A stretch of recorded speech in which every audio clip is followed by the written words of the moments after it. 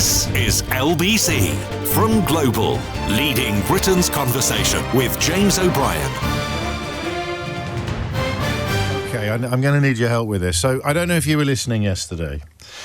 Two things that you may have taken away from yesterday. Well, several things you may have taken away. But I talked about an addiction to drama, didn't I? And the difficulties that we have returning to normality. And I don't want to be premature. Events in the United States of America continue to be profoundly alarming and deeply, inarguably fascistic. We will no doubt be catching up. I think Simon Marks is due to join us in the final hour of the programme, so we'll definitely be catching up with events there. And Donald Trump's pleas to people to be hideous towards the Congresswoman Alexandria Ocasio-Cortez have in the last couple of hours been realised after she was attacked by a man who threw chemicals at her. So you can see what's going on. But the importance, is it, or the difficulty of coming back to topics that are relevant and interesting and important, but are not epochal. That actually, I might just dwell on that for a moment, if you'd allow me.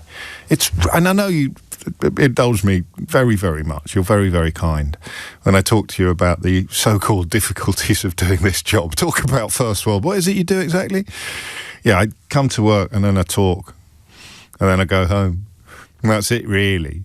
We've got a lot of building work going on in the office building at the moment, in the studio buildings, and you see these mostly chaps doing things that are just extraordinary, like, you know, climbing through holes into lift shafts and incredible stuff. Come the apocalypse, I don't know that there's going to be much call for people like me.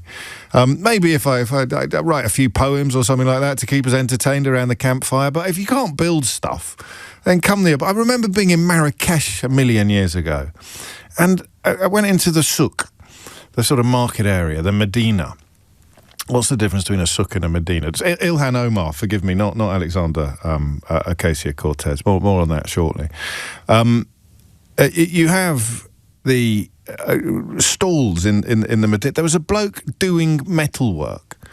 Literally melting metal in a bowl and making stuff out of it. And this was only about 10 years ago. I remember standing there, I was hypnotised by what he was doing, just thinking, flipping heck, that there is a skill that is, you know, the difference between a vaguely civilised society and a completely uncivilised society. What happened if we didn't know how to make things out of metal? Sadly, the most obvious thing you can think of is probably weapons. But doing actual metal work, I've got no idea where I'm going with this either.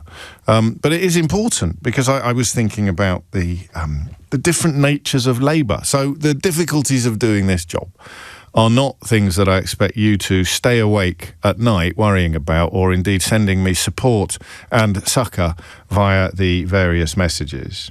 What I do know is that the events that are huge are the easy bits to do. When you see the United States of America descending into fascism, when you see people being murdered in cold blood on the streets by officers of law and order. We've seen it in Beijing and we've seen it in Tehran, and now we've seen it in Minneapolis. And I don't make those parallels lightly. You can tell from that simple sentence there, or indeed 3 sentences, depending on how you punctuate. We have seen it in Tehran, we have seen it in Beijing, we have seen it in Kabul, and we have seen it in Minneapolis. Forces of law and order, state-sanctioned forces, murdering civilians and citizens, entirely innocent civilians and citizens in cold blood. That's without even getting into the abduction of children and the disappearing of people who have had the audacity to appear on the streets of the United States of America with brown skin. So that's easy, but you can't do it every day. And the challenge that the government has, of course, is, well played to Wouter, points out that the difference between a souk and a Medina is that a Medina is usually funky and cold. That's probably the best text I'm going to get all year, isn't it? I mean, no one's going to beat that text. If you don't get it, you don't get it. But if you do get it, you got it. Well played. I mean, absolutely well played. And yesterday I said to you that the government, which we're constant... I know, I've realised something else as well. In that I think I try harder to be positive about governments I don't like than governments I do like. I've got this weird, whatever the opposite of footballification is. So in order to prove how even-handed and fair I am, I will talk about regimes or administrations I don't like finally doing so. I think I was at my worst on that during COVID. I was so desperate for them to get something right that when it looked for 10 seconds like they might have done, I was all over it. When Rishi Sunak became Prime Minister and he gave that speech that appeared to recognise the horrors that had preceded him in Boris Johnson's administration, I was all over it. You gave me a right old coating for that. 6 hours it lasted before he put Suella Braverman back in the Home Office, and you suddenly realise that all of your warm words... It's where the curse of O'Brien comes from, isn't it? When I say nice things about a Tory politician, they almost always go and prove that they never deserve the nice things that I said about them. I suffer from the opposite condition with the current government. And you're giving me a kicking for that as well. The idea that I've been gaslit or groomed into a state of negativity is obviously not fair, but I could possibly try a little bit harder to be positive, because there is good stuff going on. There are good announcements and good moves. They've just gone up in the polls, would you believe? It's just gone up a couple of points on the latest YouGov poll. And that is despite all the coverage being so bent and so corrupt, and the online lies and the hideous far-right propaganda and all of the phenomena that we know are corrupting public discourse in this country and turning us into a population that is entirely... relied upon to now vote regularly and repeatedly against its own interests. So you come then to the things that they do that don't immediately appear to be sexy. And yesterday's announcement regarding leaseholds actually is one of those things. Listen to this. This is one of the complaints that I got after yesterday's, or during yesterday's programme. It's from Kelly. James, I'm a big fan, but remember, if you want your message to be read out, and it is vaguely critical or negative, that is the second best way to ensure that I actually notice it, as opposed to scrolling through it immediately onto the nicer ones. So... I'm a big fan, but second only to I love you, but you're massively underestimating the leasehold issue. You referred to people paying huge amounts to live, quotes, in their own home, and that's the point. It's not their own home. Leaseholds have been missold as home ownership when it categorically is not. You own nothing, only responsibilities. Stamp duty is levied, but stamp duty land tax suggests land or something is owned when it's not. Residential leases can include forfeiture, having to hand back the property to the freeholder when the lease runs out, or if you fail to do or pay for things in the lease. Freeholders have a payday when leaseholders are forced to renew the lease to avoid the property value falling.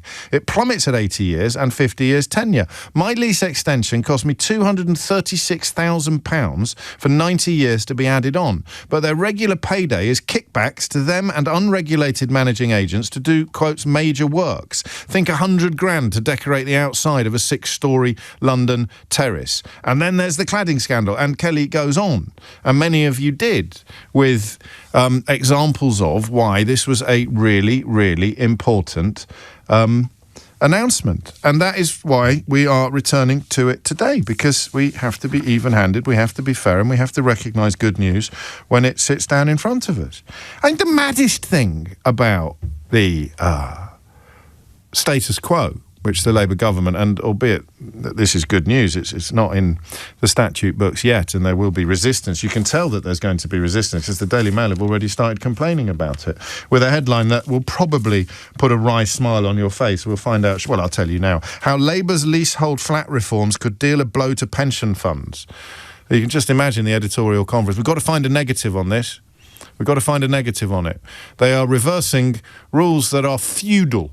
Rules that are literally, you know that phrase when people say, I'm going to get medieval on your ass? This is actually medieval. This is feudal in essence and origin, which means the Daily Mail are going to hate the idea that we try and reverse it and bring things up to date. So what I want to do is examine how bad it can be. What I want to do is examine how you have been affected by the status quo. I can't quite believe some of the stuff I was reading about what it represents. There's about 5 million leasehold properties in England and Wales. I think pretty much the only territories in the world where this anachronism still applies. About 70% of them are flats. The way it works is that the freeholder owns the building and the land beneath it outright and forever. And the leaseholder effectively buys the right to live in the property for a fixed period of time. Scotland and Northern Ireland have different systems of property ownership, and I don't want my listeners there to be or to feel alienated, because you'll be able to tell us how easy it is to do things differently. You pay ground rent for the land beneath the buildings to the freeholder, the leasehold homeowners, and according to Kerry's analysis and many of the other messages that I received yesterday, they can take the mickey on an industrial, in fact, I would go so far as to say they can take the mickey on a medieval scale. I hope there are some experts listening. We love experts on this programme. Used to be unfashionable, but it seems to be coming back round again.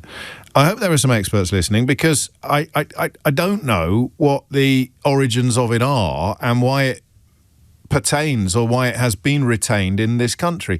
I've got a theory. Would you like to hear my theory?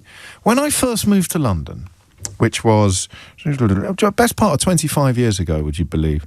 When I first moved to London, and I used to enjoy looking in estate agent windows. I still do a bit, but nowhere near as much as I used to, and dreaming of the day when, in fact, I thought by now I'd be living in a mansion on King's Road. If I had any racist bones in my body, I'd be furious about the fact that all the nicest properties in Knightsbridge and Chelsea and all of those very salubrious parts of London seem to be occupied by extremely wealthy foreigners. That's the kind of thing that could bring out your inner UKIPper, but happily I'm not. But when I started looking in estate agents' windows, I noticed things like a 999-year lease. And because I was in quite salubrious parts of London, these would be leases I subsequently discovered that would be owned by people like the Queen, or I think the Earl of... And this is one of those things that you have to pronounce in a certain way, otherwise the toffs will know that you're not a proper toff. I think it's the Earl of Cadogan. Or you might say Cadogan, and I'd go, I bet you say settee as well, don't you? And toilet. The codes that posh people have to keep the rest of us out of their ludicrous inner circles. I think it's Cadogan. The Earl of Cadogan. He owns like masses of Chelsea. He's the Duke of Westminster. Whenever you see a property in an estate agent's window that you think is for sale, because you also see things that say 44 years on the lease remaining. And I always used to think to myself, what happens when you get to the end of the lease? What do you get? Because they'd be on the market for, £500,000 or something like that. And I'm obviously talking about fancy flats in Knightsbridge and places like that. You say 44 years of the lease remaining and £500,000. And you think, what do I get at the end of it? When I get to the end of the 44 years, what do I, and that's what Kelly's talking about. You get nothing. You get nada. You get diddly squat. Unless you give them hundreds of thousands of pounds more. Why would you buy one? 0345 6060 Answer, because you don't really fully understand what it is that you're buying. Is that true? I don't know. It's utterly and entirely unjustifiable. Andy points out quite correctly that the Earl of Dartmouth has huge holdings all across the southwest of England, made largely as a consequence of all the profits he made from inventing darts. I'm just occasionally worried about people tuning into the programme for the first time and either believing some of the in-jokes that we share on an almost daily basis, or B, not believing them and thinking that we've all gone stark staring mad. What would be the preferable of those two options? So why would you buy a leasehold? And what happened when you did? But those are the questions that I have for you. 0345 6060973. And the ground rents. You are being rinsed, aren't you? And this has not gone properly reported because of that thing that I share with you every single day. Almost all of our media is dedicated to protecting the interests of wealth. So what does the Daily Mail do on a day like today? How Labour's leasehold flat reforms could deal a blow to pension funds. We should have not noted this earlier, shouldn't we? Whenever there is something that delivers epic returns to people for doing nothing, they always bring pension funds into it. Not without justification, because pension funds, of course, exist to make money out of money. It's what a pension fund does. But whenever they're trying to justify inherited wealth, I always remember the last Duke of Westminster being asked for advice, being asked for financial advice. I think he told this story himself. Or was it a caller to our show who met him and told us the story.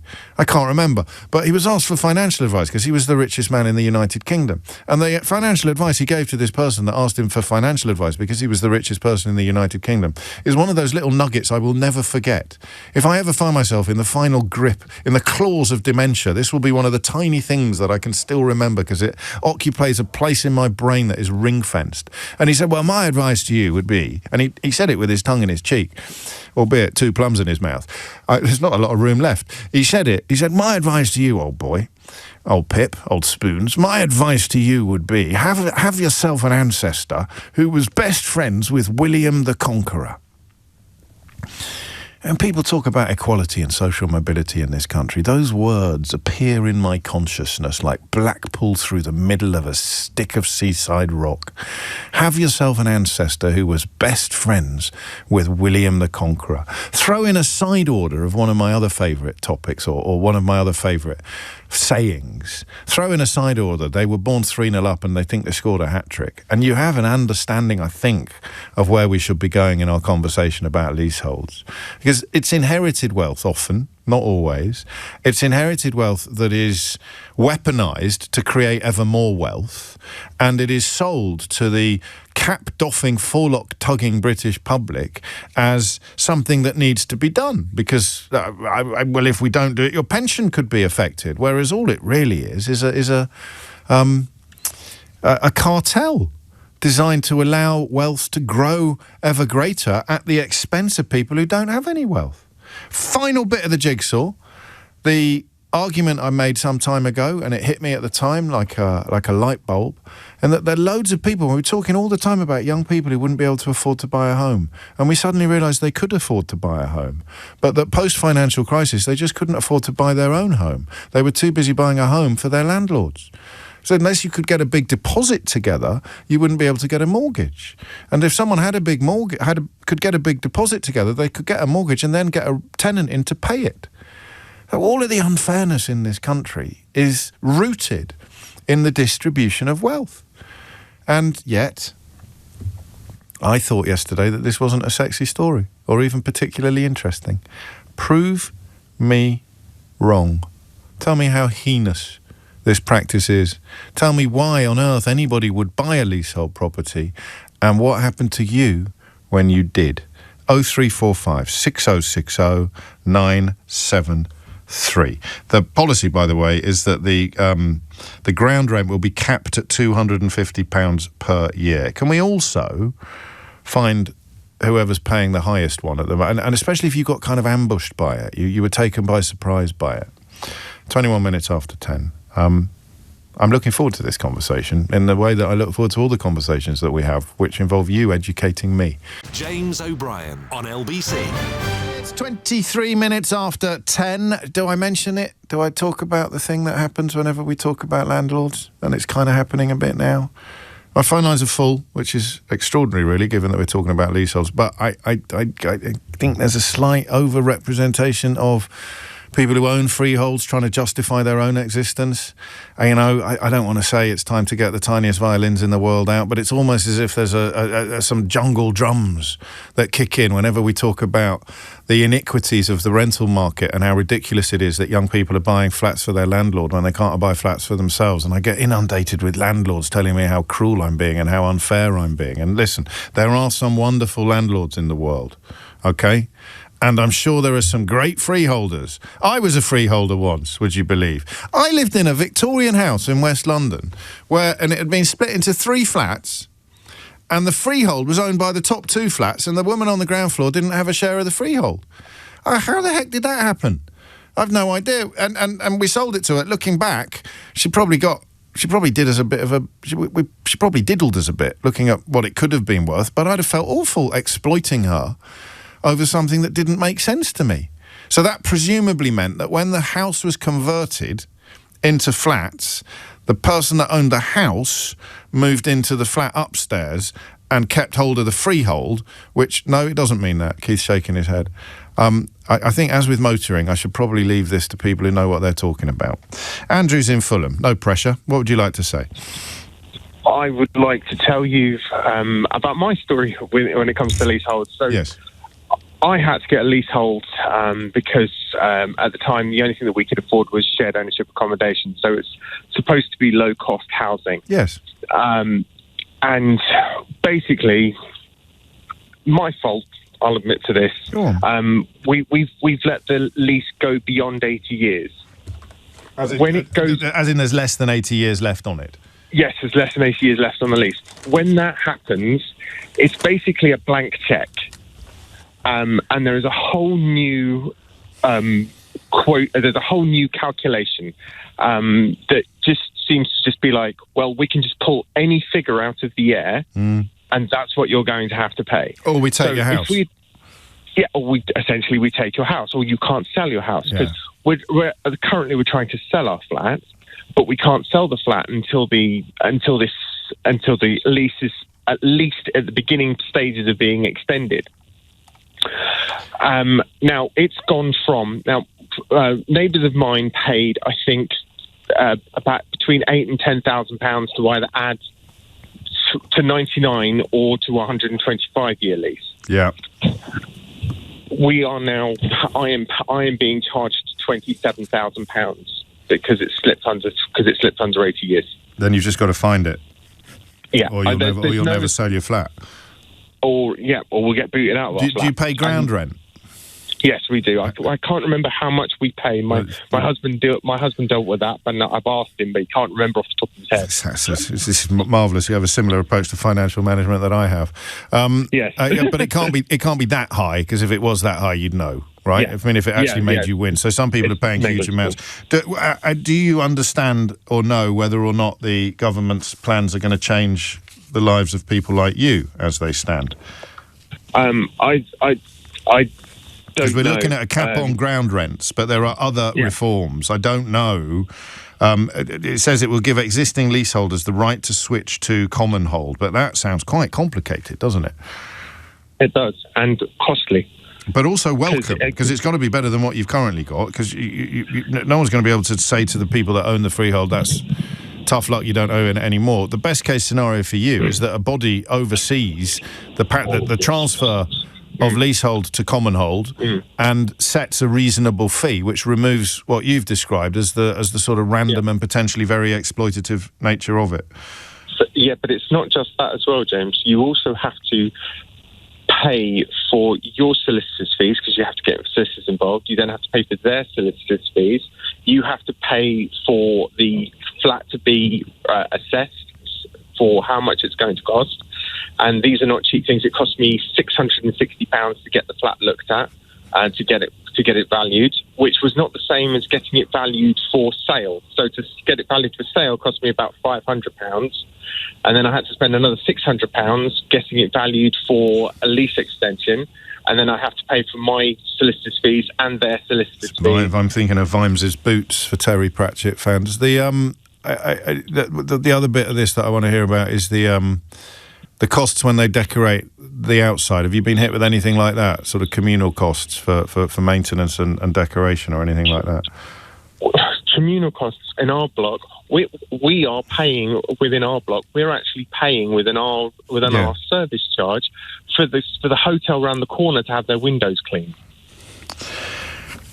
Right, I'm going to leave that there. I mean, because we could be here all day if we start digging further into that. But I presume it's to do with common ownership or, I don't know, contracts or something like that. But it is obviously a complete Wild West. And the only reason why it's gone unchanged is because it benefits the aristocracy, the ruling class, and the possessors of inherited wealth on an extraordinary scale. And then it trickles down to all the people who want you to get the tiny violins out now because, you know, they're very good landlords or very good freeholders. And yes, there are some, but that's not really what the conversation is about today. 0345 60973 is the number you need to tell me why this is a brilliant move by the government, albeit that some people would like them to have gone further faster, because you know what it's like to be on the wrong end of the current rules. Dominic Ellis has your headlines. James O'Brien on LBC. 8:33 is the time. A little bit of scepticism greeted my announcement a little earlier in the programme that Labour have just gone up by a couple of points in the latest YouGov poll. And it ties in with that little thing that we mentioned yesterday about the visceral hatred of Keir Starmer that has no root in reason or rationality. You can be disappointed with him, unimpressed by him, but the visceral hatred that just looks like Twitter trolling, because it probably is, of course also drowns out reasons why people who aren't consumed by hatred and addicted to social media and terminally online might have sort of warmed up a little bit with regard to the current government. I have a listener called Nick who, unfortunately, is a little bit aggressive in tone when he sends in lists of things Labour has done and complaints that we don't talk about them enough. But that's okay. You know, frustration makes people aggressive. But I'll read out the list that is culled, I think, in part from an interview that Sir Keir Starmer has just done on Matt Ford's rather splendid podcast. In fact, you can hear interviews with both Keir Starmer and Matt Ford on my rather splendid podcast, Full Disclosure, which you can get from the LBC app. So here's a list of what has been delivered. So you've got the thing we're talking about today, the ground rent cap at £250. Well, you can't now transfer to a common hold, Nick, but there's a consultation opening into making that something that can be done. There's also a consultation on banning new leasehold flats. They've stopped Musk using his AI technology undressing women and girls. Again, they've tried. Growth is up. More renewable energy has been agreed. Resident doctors got a 28% increase within months. 3 small nuclear reactors are being built in North Wales starting next year. The minimum wage has gone up. Many families have received £7,500 worth of free childcare. Breakfast clubs have been rolled out up and down the country. 5 million extra NHS appointments have been made. The non-dom status has been removed for many British taxpayers. Private school VAT has been brought in. The Hillsborough law has gone forward. The UK Wealth Fund has been set up. Some train companies have been brought back into public ownership. GB Energy has been set up. A new border security command has been established. The strategic defence review within the first year. The football governance bill, sentencing reviews, legislation to bring down the cost of school uniforms, making it easier to prosecute shoplifters if they are shoplifting less than £200 worth of goods, extending the vote to 16 and 17-year-olds, an ethics and integrity commission designed to undo some of the damage that Boris Johnson and his mates did to the role of ethics and integrity in politics, the removal of some hereditary peers, the protection of shop workers from threats and violence, an imminent ban on trail hunting, the removal of the use of offshore trusts to avoid inheritance tax, the restoration of mandatory housing targets, and he could and often does go on, and I share that happily, because which of those subjects would lend themselves to a sexy phone-in, I do not know. But yesterday I didn't think this would, and it does. Alec is in Cardiff. Alec, what would you like to say? Oh, hi, James. Just adding to the story, just adding some more detail from your previous caller. When we bought the house, we put an offer in, it was accepted, it's the dream house, blah, blah, blah, blah, needed to move quick. Yeah. But then the estate agent turned around, like, not quite late to the process, but well into the process. Oh, by the way, there's like a management fee. The garage is leasehold, whereas your house is freehold. So kind of already sucked in a little bit. Oh, it's fine, we'll just go for it. Yeah.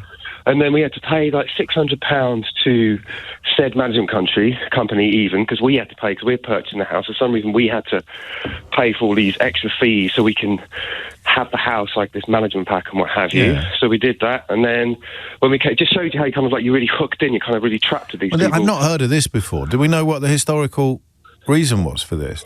How come you had a freehold on your house but not on your garage? Is the garage attached to the house? The garage is separate. It's got freehold flats above it. Oh, okay. So someone like else lives above the garage? Yes. And do they own the freehold? I think they do, yes. This is mad. I know, it is bonkers. And then when we came to remortgage last year, or maybe the year before, whatever, we've obviously searched in different mortgage providers and found one which was about $600 cheaper across the 2.5 year term. But then I had to, speaking to my sisters, my mates, is all completely straight. He's not pulling the Commonwealth and whatever. And to pay this management company like £400 for them to like review our new mortgage and accept that we could take a new mortgage. And it transpired that we're only saving about £10, £20 across the term. So I thought, I'm not going to give these guys any more money. And you're paying them $400. You're cross about this, aren't you? I can hear it in your voice. Oh, of course. I mean, you're just scratching the surface. It's just, and as your preceding caller was saying, each year we get a breakdown of costs, and I'm playing like, there's these flats up the road. I can't work it all out. It's like percentage contribution. We're paying like terrorism charges, insurance for flats. Terrorism charges? Yeah, there's a terrorism insurance charge. This was itemised on you get a yearly breakdown of all the costs. Right, in case the flats are targeted by terrorists? I can only assume so, yes. And this is in Cardiff, is it? Yes. Not Kabul? Yes. No, it isn't. Just checking. No. I mean, Cardiff has its times, but it's no, of course it does. Moment, It's probably quite hard to get a mortgage in Kabul, but I don't know. You see, the problem is now, if I go off on one and talk about how outrageous this is, I could get a million phone calls saying, "Oh, you're so stupid, O'Brien. Everyone's got a terrorism clause in their mortgage. It's time you read. It's time you read yours." But I have to say, I'm a little bit surprised at this stage in proceedings, because if it's a management company, this is what's already emerging. You can kind of make it up under current legislation. You can say, "Well, I'm terribly sorry. If you don't like it, then you can leave, or in your case, you can hand us your garage while staying in your house and finding somewhere else to park your car." Just out of interest, is that an option? I honestly don't know. No, I mean for you. Could you not park your car around the corner or in your mum's? Oh, apologies. Well, I could, but I've got my stuff. I need my stuff in the garage, haven't I? You know. Yeah, we've all got stuff in the garage, Alec. I know. I've got 3 broken pressure washers. If anybody's in the market for 3 broken pressure, yeah, and you just need to pay it. What would happen if you didn't? They'd somehow repossess your garage. Well, if they don't pay it, they give you administration charge. If you don't make a payment, you get like £60 charge. Like last year, there's this. It's really confusing. So immediately adjacent to my garage, where my drive is, my parking spot is, there's a wall, and one of our neighbours unfortunately crashed into said wall and knocked it down. And it wasn't my wall, despite it falling onto my leasehold space. And then this company I had to deal with. I mean, you couldn't make it up. The number of calls I had to make back and forth, and this is. I know. I believe you entirely, because if these organisations or companies seem often not to be set up to manage a property, but to maximise the returns for whoever owns that company. I mean, it's really murky. It gets murkier the more you talk about it, and I also find myself reflecting, not for the first time, on how naive nice people are. You know, the idea that somebody would be listening to this phone-in and thinking, "Ooh, this sounds interesting. How do I get a piece of this action?" I'm such an idiot. So I always think people like that are rare. And then you sort of realise that they're not. We can sit here sounding a little bit shocked and disgusted, perhaps, or but befuddled. Other people are listening, think, "How do I get myself a bit of this sweet, sweet action? How do I?" And those are generally the people whose ancestors came over with William. They're obviously not. There's plenty of people who haven't got 2 pennies to rub together, who would dob in their own grandmother for a few quid. And that is what this kind of legislation appears to be repealing or seeking to repeal. No wonder the Daily Mail's cross about it. Tom's in Sutton Coldfield. Tom, what would you like to say? James, pleasure to speak to you. Well, it's a bit early to arrive at that conclusion, days, Tom. Yeah, carry on. I've worked in the industry for about 20 years, both in the UK and in Canada. Okay. And Canada has essentially, the rest of the world has what we would call a common hold system. Right. The Common Hold and Leasehold Reform Act was brought in 2002. So I think there are, the last time I checked, around 190-ish blocks that have common hold. Right. Whereas there's about 5 million leaseholds. So common hold, so the way the government have brought this kind of common hold situation in, where from 2028 there'll be no leaseholds, that is the best thing that could ever happen to this country when it comes to blocks of flats. Tell me why. Oh, because in a common hold situation, if you buy a common hold flat, there is no freeholder. Yeah. It's all owned by the people who own the flat. This is the bit that I think people who, like me, are a bit ignorant of the detail will be surprised by. I think we probably presume, if it says leasehold in the estate agent's window and it's a block of flats, that it's owned by everybody who lives in the block of flats. You could live in the Cayman Islands and own that block of flats. And you could never have visited it in your life and own that block of flats. You could... I mean, I don't want to exaggerate, because that's obviously quite commonplace behaviour. I mean, I could literally talk about this subject for years, because there are so many issues within the industry that allow it to be kind of taken advantage of. I mean, you said to an earlier caller about the communal area decorations and things like that, of how charges are brought about.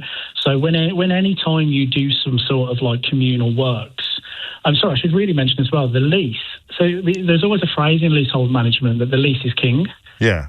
And that's very true. So whatever it says in that lease that was written, let's say, 60, 70 years ago, has to be legally obliged. So if a leaseholder has any issue with anything their managing agent is doing financially, you can go to a first-tier tribunal, what's called an FTT.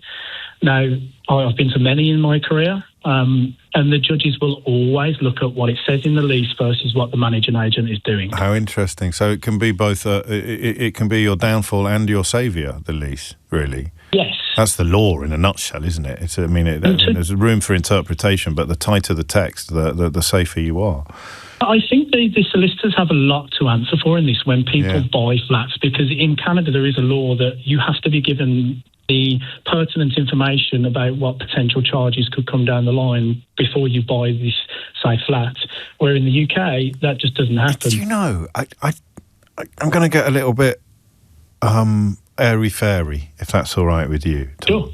Because I talked about feudal and medieval, and there's a little bit of me that is thinking, why in this country are we still so backwards in this area when, as you say, everywhere else in the world, certainly everywhere comparable economically or socially, either never had this in place or got rid of it. So you start with feudal, you start with medieval, you start with the Doomsday Book and, William the Conqueror carving up the country to hand packages and parcels of it that were previously owned by somebody else to his favoured soldiers and earls.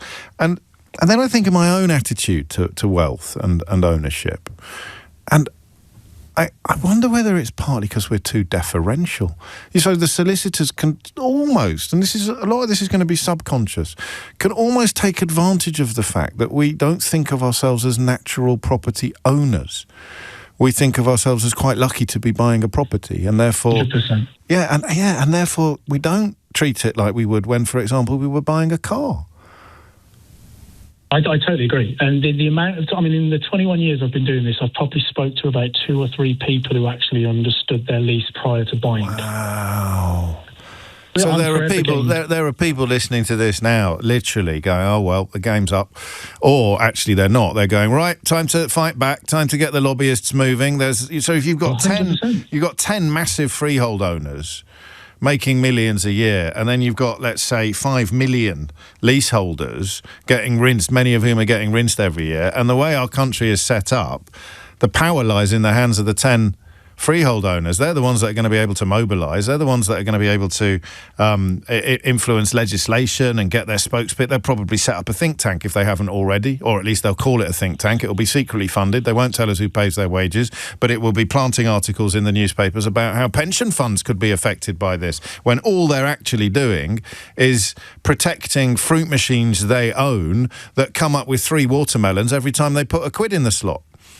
Perfect analogy, Jeff. Oh, you're very welcome. And you're right, it was a pleasure to talk to you, Tom. Is there anything you want to add, quickly? Well, it's a funny story, actually. When you did your running at the Glee Club in Birmingham, I was there, and I brought one of your books that day, and me and my girlfriend at the time hadn't been out in a very long time because we have a young daughter, yes. And we got very, very drunk, and I lost it in a taxi. That's all I need to add. Give your address to Eleanor, and I'll pop one in the post for you. Beautiful, thank you. I mean it, seriously. Give Eleanor your address and I'll pop one in a post. They're as rare as hens. Well, they're not, but they're still available in bookshops. But I think that's a qualification to get another one from the horse's mouth, as it were. 10:47 is the time. James O'Brien on LBC. Before we do anything else, pay attention. This is important. Thank you, Matthew. Dear James, do you properly void all the water out of your pressure washer before switching it off? I.e., do you turn off the water supply and carry on using it until the water coming out of the nozzle is no more? Not doing this is a common reason for them breaking down. Well, one of them broke because I left it in the back garden for a month. In the rain and everything, because I thought, Mrs. O'Brien said, "When are you going to put that pressure washer away?" And I said, "Well, I'm still using it, so I've left it out." And she said, "But it's raining." And I said, "Well, yeah, but it's a pressure washer."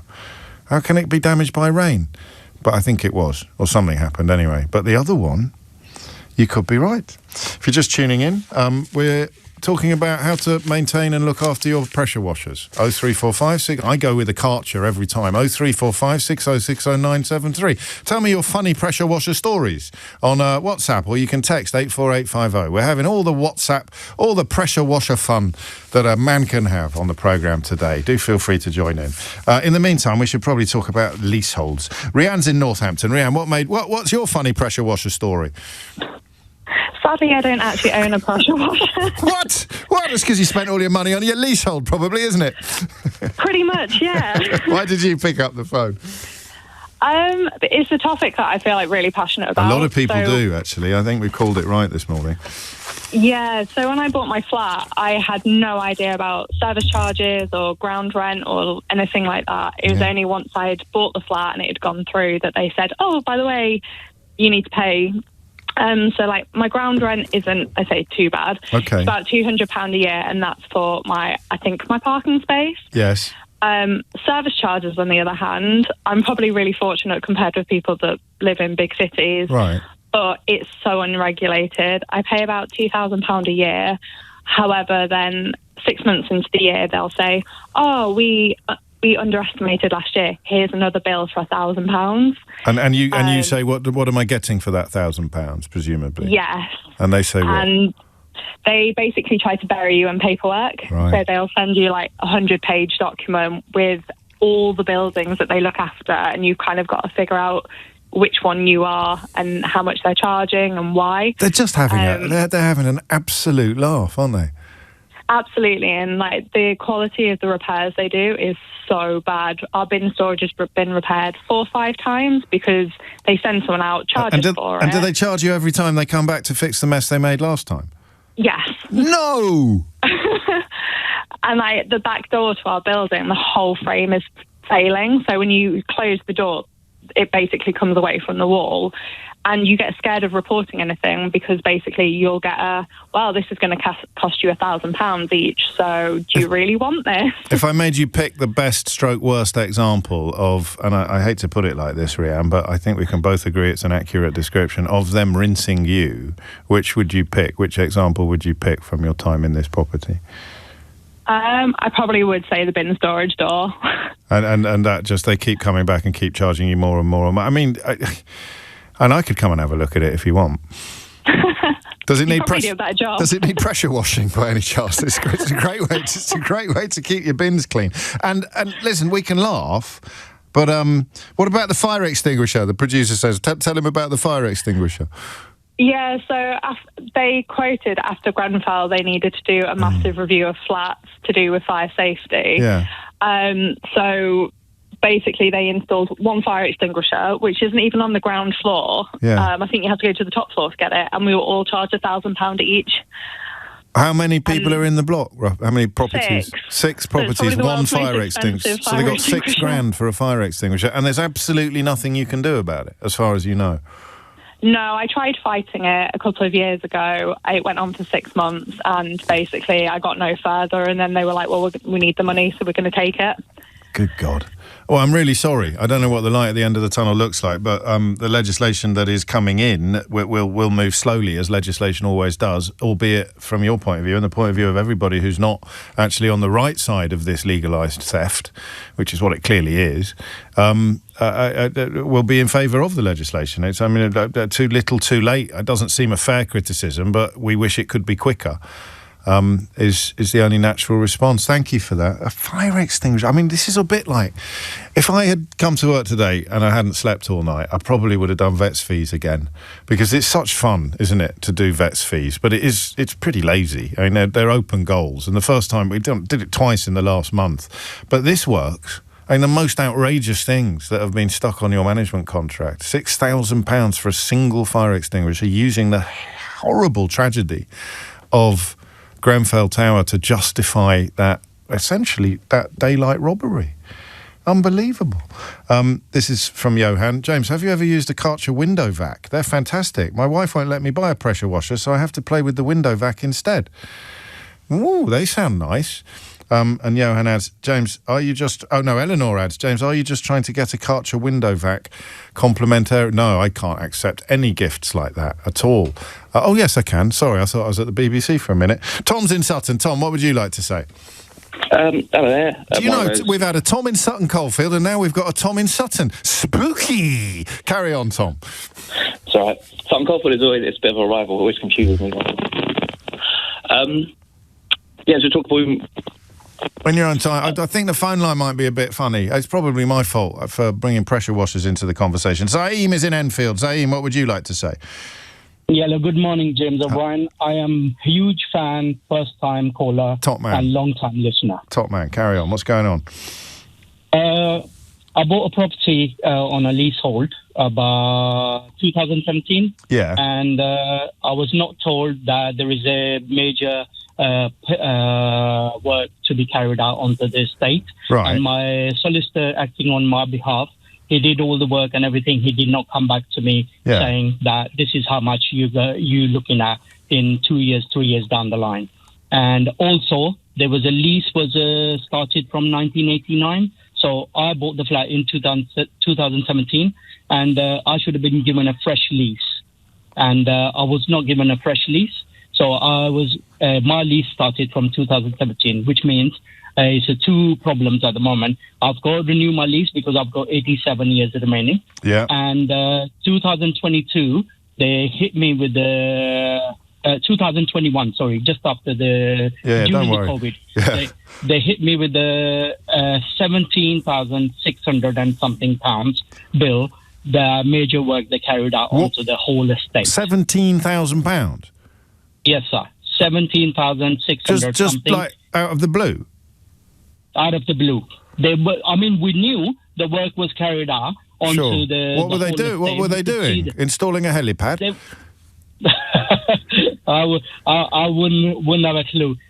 All they did was like the lighting, the fencing on the gardens, and They didn't even do the drive, because there's a garage is linked to the properties. And they come back with that. And the huge favor they try to do to us is that all the leaseholder, that's their contribution, and they will get 2 years interest-free credit. And if you don't clear the bill in 2 years, then you're going to hit with obviously the interest. And I looked at it, and it was going to work out something like £4,000 on top of the £17,000 bill. I had no choice. So what did you do? Did you have... you had to borrow the money, I presume, did you? Or did you have it lying around? I had no choice to set up a direct debit with them. I'm paying over £700 a month on top of my service charge, on top of my mortgage, and on top of my bills each month. Oh, mate, I'm really sorry. That stinks. Yeah, it is. And I tried to fight it, and believe it or not, I couldn't get anywhere with them.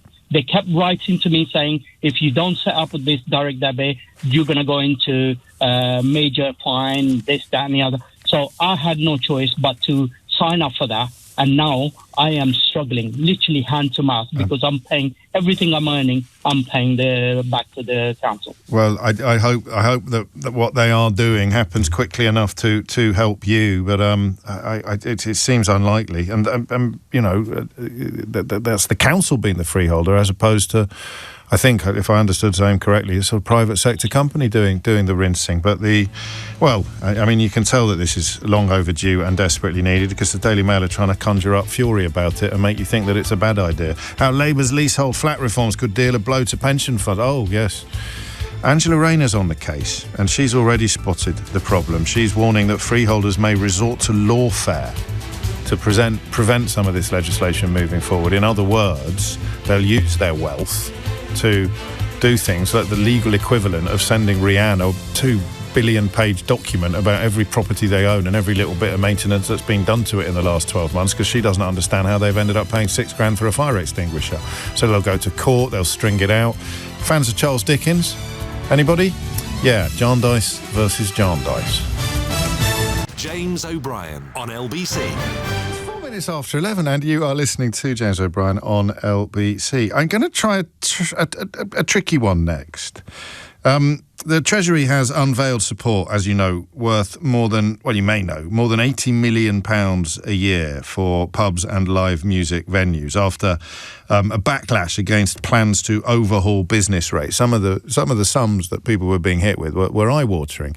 The more you dug into it, the less shocking it was, because it was a combination of relief that was imposed during COVID being removed, because we are, spoiler alert, we are no longer in the worst excesses of COVID. We're certainly no longer in lockdown. Businesses no longer need bailouts to keep them afloat as a consequence of being shut down by government legislation. So that came out, and then you had a scheduled recalibration of business rates landing at about the same time. So as I understand it, it was that kind of Scylla and Charybdis that was in danger of crushing the good ship, dog and duck, the two things happening at the same time. But that doesn't alter the reality of the horror for publicans. So this is to be welcomed, although restaurants aren't included and other businesses will feel a little aggrieved. But the story that, almost as I turned the page in my newspapers this morning, the story that I saw sitting alongside it was a little more unexpected, perhaps. And that was about the number of people, particularly young people, that have given up alcohol. And, I mean, not just who've cut down on what they drink, which must be an even bigger constituency of people, but people who have cut it out altogether. And I have had this topic bubbling under for quite a long time, and I've been reluctant to do it for a couple of reasons. One of which is that I love pubs. And when I say that I love pubs, I mean, I was in the pub last night. I really like everything that pubs represent. It's in my blood, actually. Well, I'm adopted, so technically it's not in my genes, but I come from a family of publicans. The O'Brien side of my family, or at least my father's mother, was a publican. She was the landlady. She had the licence of a number of pubs in Leeds and its environs. Not my granddad. It was my grandma who was the publican. And I remember when I was little, in Mum and Dad's cocktail cabinet, they had some of the accoutrements that, looking back, must have come from the pub. So they had like antique optics in the pub, and some of the old ceramics, like some of the old Guinness toucans, or some of the old art that would have, obviously, at the time I wouldn't have realised this, but the must have come from the pub when it shut, and probably stayed in my granddad's, in a cardboard box at my granddad's, and then when he passed away, it got transported down to Kidderminster. We don't have a lot. We didn't have a lot of it. I don't know whether any of my sort of half cousins came away with more booty, but we were a family of publicans. And then, of course, I was a newspaper journalist, which meant that pubs played an enormous part in our life. I was in the last generation, really, of newspaper journalists who could be reached in the pub. Mobile phones had become a thing by the time I finally convinced somebody on Fleet Street to give me a few shifts in a newspaper office. But by the time I'd kind of got an editor job, by the time I was a show business editor, mobile phones were absolutely everywhere, of course, but the pub that we all went to didn't have very good reception. You couldn't get a very good signal in there. So my PA on the Daily Express would ring the pub, would ring the landlord of the pub, or whoever was behind the bar of the pub, to tell me that the editor was looking for me. And obviously my PA had said that I'd gone to a bathroom, or that I was in a meeting, or that I was out chasing a story, when obviously I was in the pub with a bunch of colleagues. And I'd get the message. He didn't even need to tell me. I'd just get the message. He'd hold the phone, he'd catch my eye, point at the phone, and I'd leg it back over the road. I'd leave my pint on the table and come back for it after putting the editor's mind at rest. What pubs in Leeds, asks Tim? The big one was the Market Tavern. And I'll double check on what the other ones were, because I don't want to get it wrong. But one of them has recently been turned... I was talking about one of them the other day, wasn't I? And it's been turned into a something smokehouse, if that helps. I'll double check and if I remember, and remind you later. So I I've always really liked pubs. And that sustained after I left newspapers, but it takes a big kick when you have children.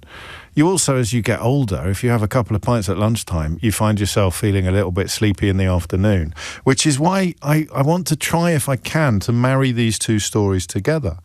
Young people, and increasing numbers of men in particular, are shunning booze. 24% of adults said that they hadn't drunk alcohol in the previous year. And I have become, in the last 12 months, I've essentially become a weekend drinker with occasional exceptions. And last night was one of those occasional exceptions. I had a glass of wine. Sorry, it was the night before. I was in the pub, not last night. I had a glass of wine with my dinner in a really lovely local pub in Brentford. Brentford has a lovely selection of pubs, but they are dying out, aren't they? Not just in Brentford, but up and down the country. The number of... it was a Hickory Smokehouse, that was it, in Lawnswood. It was formerly the Lawnswood... I love you, seriously. The fact that you've got that, you can remember that, and I couldn't, means that you must actually be paying attention to this bilge occasionally. So it was the Lawnswood Arms, which is now a Hickory Smokehouse up in Leeds.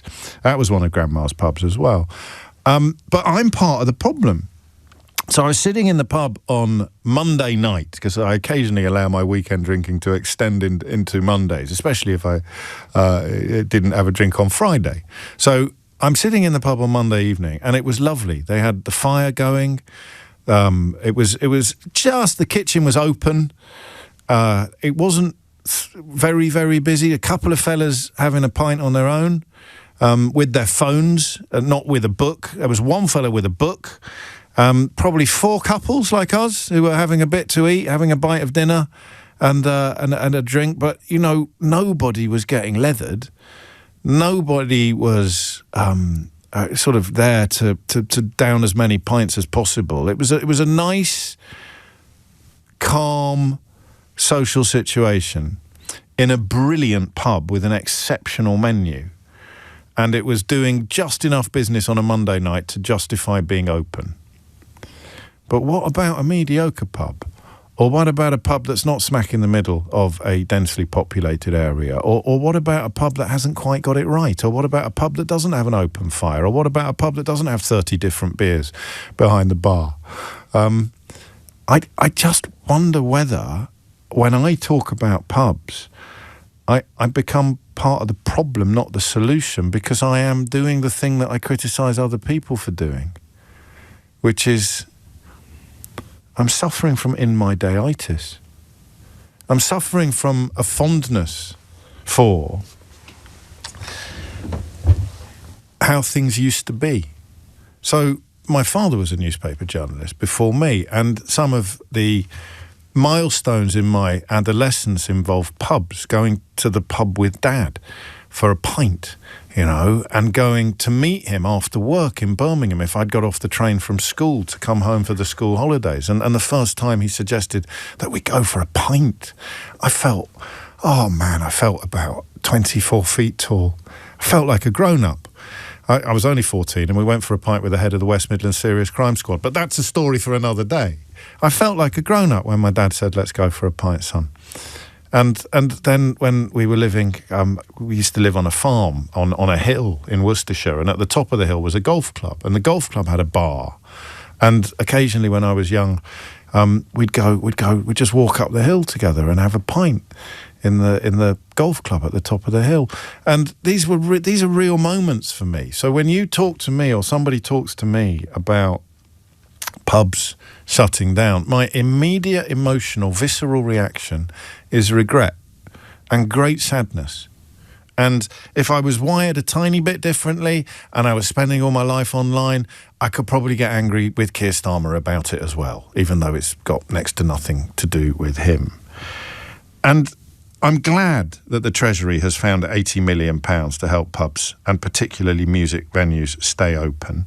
That's per year. It's not a one-off, and it's over the next 3 years for pubs and gig venues. It's only in England, but the government said extra funding would be freed up for Scotland and Wales to follow suit. And there will be complaints that they haven't gone far enough. And, of course, there'll be complaints that hotels should have been included and shops and retail. It's amazing how many socialists there are out there when the pips start squeaking, isn't it? Amazing how many people think that the governments should be stepping in to prop up businesses that actually can't support themselves when it's a business that they like or own. I thought COVID was going to really change the picture of politics with regards to the welfare state and with regards to state intervention. When everybody applied for furlough, when everybody wanted a few quid from the government because times were so hard during lockdown and on either side of it, that was pretty close to socialism. That was the government taking money that had been raised from tax and giving it to people who needed it most. But it didn't change anything, did it? And nor will this. No one's going to come out of this experience going, do you know what? It turns out I actually am a great believer in the redistribution of wealth and in state intervention, if not even state ownership of pubs, let alone the public sector. But that's what they're all calling for now. All of these people, all of these trade bodies are calling for the opposite of free market economics. The precise and polar opposite of the free market economics mantra that has polluted and dominated public discourse in this country since Andrew Neil was editor of the Sunday Times. It's extraordinary how clear that is. Nobody likes free market economics. Liz Truss got all the way into Downing Street promising to bring in absolutely undiluted free market economics. So, do you know what the phone-in is? I don't want to have this phone-in. For the reasons that I hope I've just articulated very, very clearly. But are we a bit dewy-eyed? I mean, you know my mate, I've got a mate, Andreas, who is a greengrocer. And he's got probably what is the smartest, coolest, funkiest greengrocer's shop in London.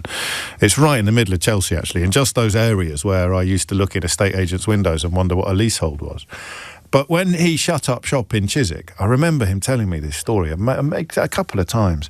Everyone went into his greengrocer's shop in Chiswick to say, oh, it's terrible that you're closing.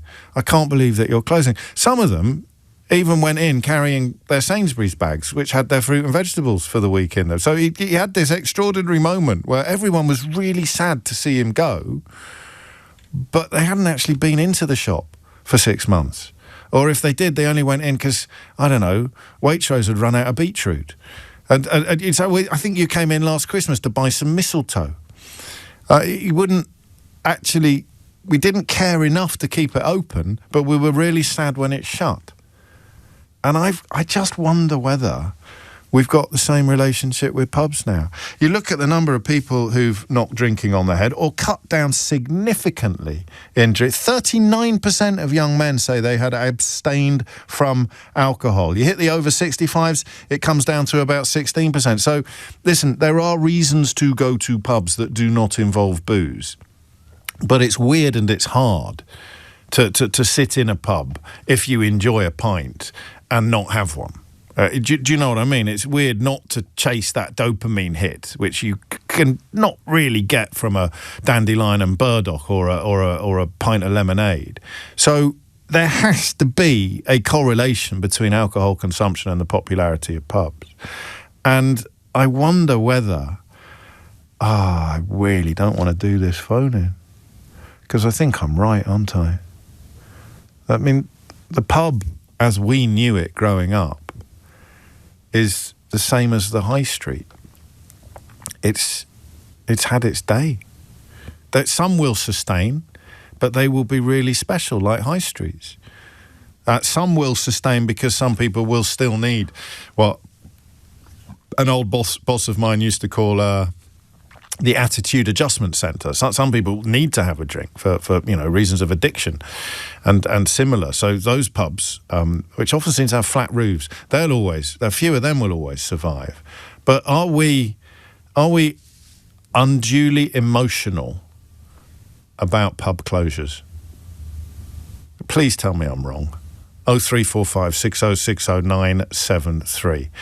Is mourning the closure of pubs a bit like complaining or worrying about what was going to happen to blacksmiths when the motor car was invented? 0345 6060 973. We have, as a people, and this isn't necessarily a bad thing, We have moved on from the age of the pub. I spend a lot of time in Ireland, and some of the and this was true in England as well. Some of the pubs there, so you'd have like 8 customers. It would be one house in a village where someone brewed beer, and it became a de facto pub. So that everybody drank every day, and that's A, not very good for you, and B, not true anymore. So we no longer live in a country where everybody drinks every day. We no longer live in a country where everybody drinks at all. We no longer live in a country where alcohol consumption is intrinsic and central to our sort of cultural sense of self. So we no longer need pubs.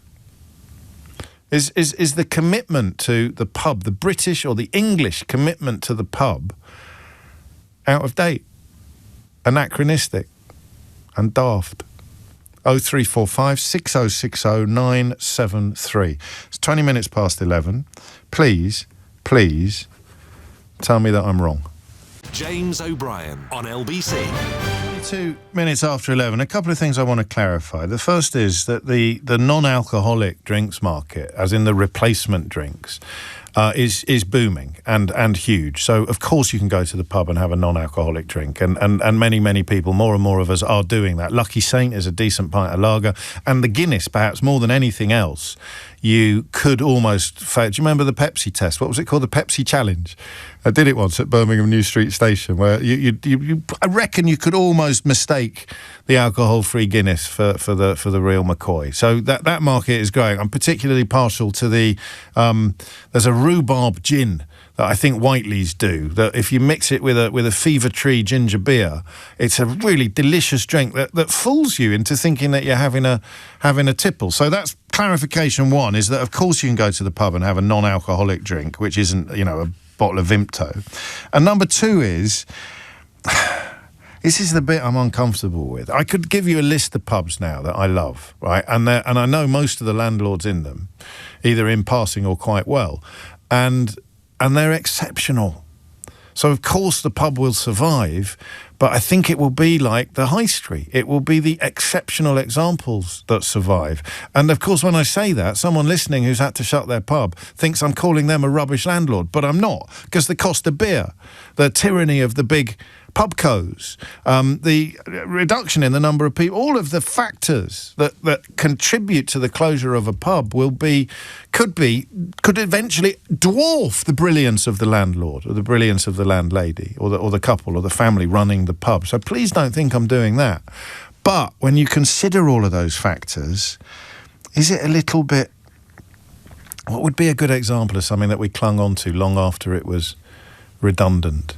It's just a little bit like that, is that we're kidding ourselves. The world is turning, and most pubs aren't going to turn with it. Chris is in Melton Mowbray. Chris, what made you pick up the phone? I'm a landlord, so yeah. Thank you for your service, Chris. No problem. Well, what it is basically, I'm in a pub in the middle of a little village, and basically what we've had to do, I'm having to retrain as an electrician to keep myself afloat. So you're going to keep the pub open if you can and do electrician work on the side? That's what it is. Yeah, you've got to adapt to. That's the thing. I mean, pubs have got to adapt. They can't just stay the way they were. Really, your food offering's got to be there to get people in through the doors, especially in a little village like mine, because you're not getting people driving to your pub to drink. So you've just got to offer different things, really. And even that won't be enough for many, if not most of them. And it's not down to any single individual factor. It's like, I mean, you could talk, we haven't even mentioned supermarkets yet, and people who do still drink a lot drinking at home. So many different factors that contribute and combine to create an environment in which the pub just simply doesn't fulfil the role that it used to fulfil when you started in the trade. Well, it all started, the downfall started in the early noughties, really, when they changed the rules about drink prices and sort of took away offers, and so university students all of a sudden couldn't afford to go to the pub. I used to run a pub on a university campus. Did you? And and I was at university in the early noughties. I don't remember any obstacles being put on our consumption. they get brought in new rules about doing like happy hour offers and things like that. Okay. There was a drinking culture change that happened, which was for health reasons and valid health reasons, but it wasn't very healthy for your balance sheet for your books. It wasn't. And so, how will you do it then? Will you just? I mean, you'll just keep open at night and go out and do electrician work during the day? Well, Mondays and Tuesdays we close because you can actually be open, have a pub open and be losing money. Yeah, so I know. It's actually saving money by closing the pub. So we do that, and then we open in the evenings, and then at the weekends open Saturday and Sundays. We've got a booming trade at the weekend, so you've just got to be open. Yeah, I like this. I'm glad you got on first because, of course, there's a middle ground, isn't there, between 100% open and 100% closed. In between the two, you've got adaptation, evolution, having to move and change with the times. Do you want a free advert, Chris? The Plough in Hickling, Nottinghamshire. Yeah, come and visit us. We'll have a pie. And what is on the menu? Do you do nice pies? We do. We've got proper pies on, yeah. We do all homemade pies. So we've got a nice canal by the side. You can go for a walk, come and have a canal, the pie afterwards. You're on. The Plough in Hickling. And you know, this is, and it's there, it's gone. He's done it. It's got that thing has gone inside me. That weird emotional reaction to an economic story. This is a bit like the euro, isn't it? Why on earth does anybody care what your currency is called? You should care about how much it's worth and how much and stuff it can buy. No, how dare you take away our pound? I'm doing it. I criticise people for that, and I'm guilty of exactly the same thing when it comes to the pub. He says the name of it, describes the canal it's next to, and you picture your favourite canal-based pub. For me, it'd be the Lock in Wolverley. You've got or the Grand Union in Kensal Rise near our first flat. You've just got, oh man alive. But that's not. I don't spend enough time in pubs anymore to sustain them, to keep them open, and nobody else does either. The pies. So I'm having an emotional reaction to an economic story. That's what I'm trying to articulate. Steve is in Stonesfield as opposed to Stone, who's in Stevesfield. Steve, what would you like to say? Well, I think if you do it right, the pub's very much alive and well. Our pub was in danger of shutting down during COVID, and so a few of us got together in the little village where we are in Oxfordshire, and decided to see if we could buy it into community ownership ourselves. This is you're almost gone bi-topical on this because it fits in sort of with the conversation we had in the last hour about freeholds and leaseholds. So you pulled it off, did you? We did. Yeah, we raised nearly £500,000 through share sales. We were very lucky in that because the story was picked up by the New York Times. We were very lucky. I remember. Yes, of course. Yeah. And it's become a model, hasn't it? Well, I mean, some people were already doing it, and other people have taken inspiration from you. And presumably, it's not being run to make massive profits.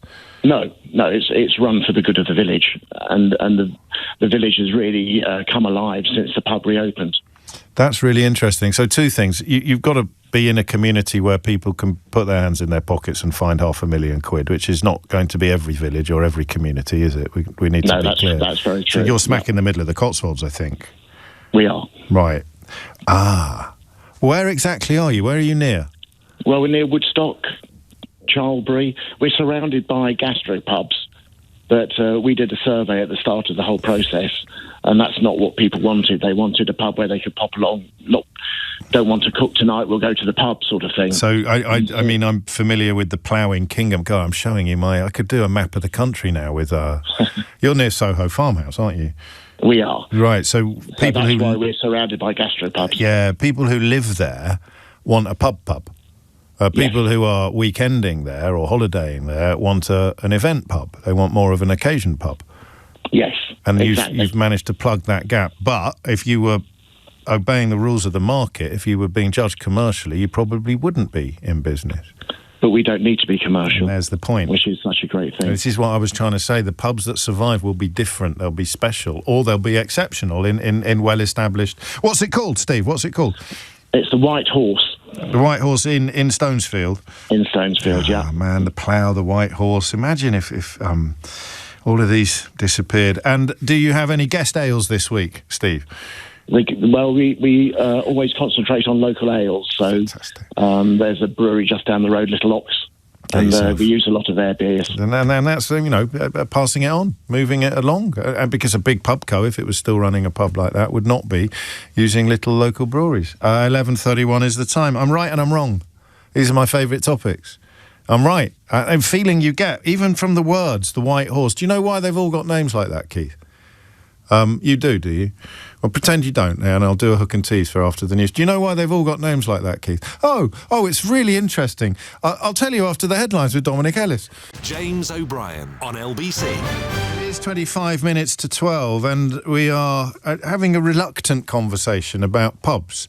And the reason it's a reluctant conversation is because of that feeling that I get when earlier callers tell me about their pubs, and they are called things like the Plough and the White Horse or the Black Dog, which is one of my exceptional locals. And the reason why pubs have names like that, which I think I learnt from one of my historical fiction crime novels, is are they called pictograms? Is that the right? Is that because they date back to the age of illiteracy?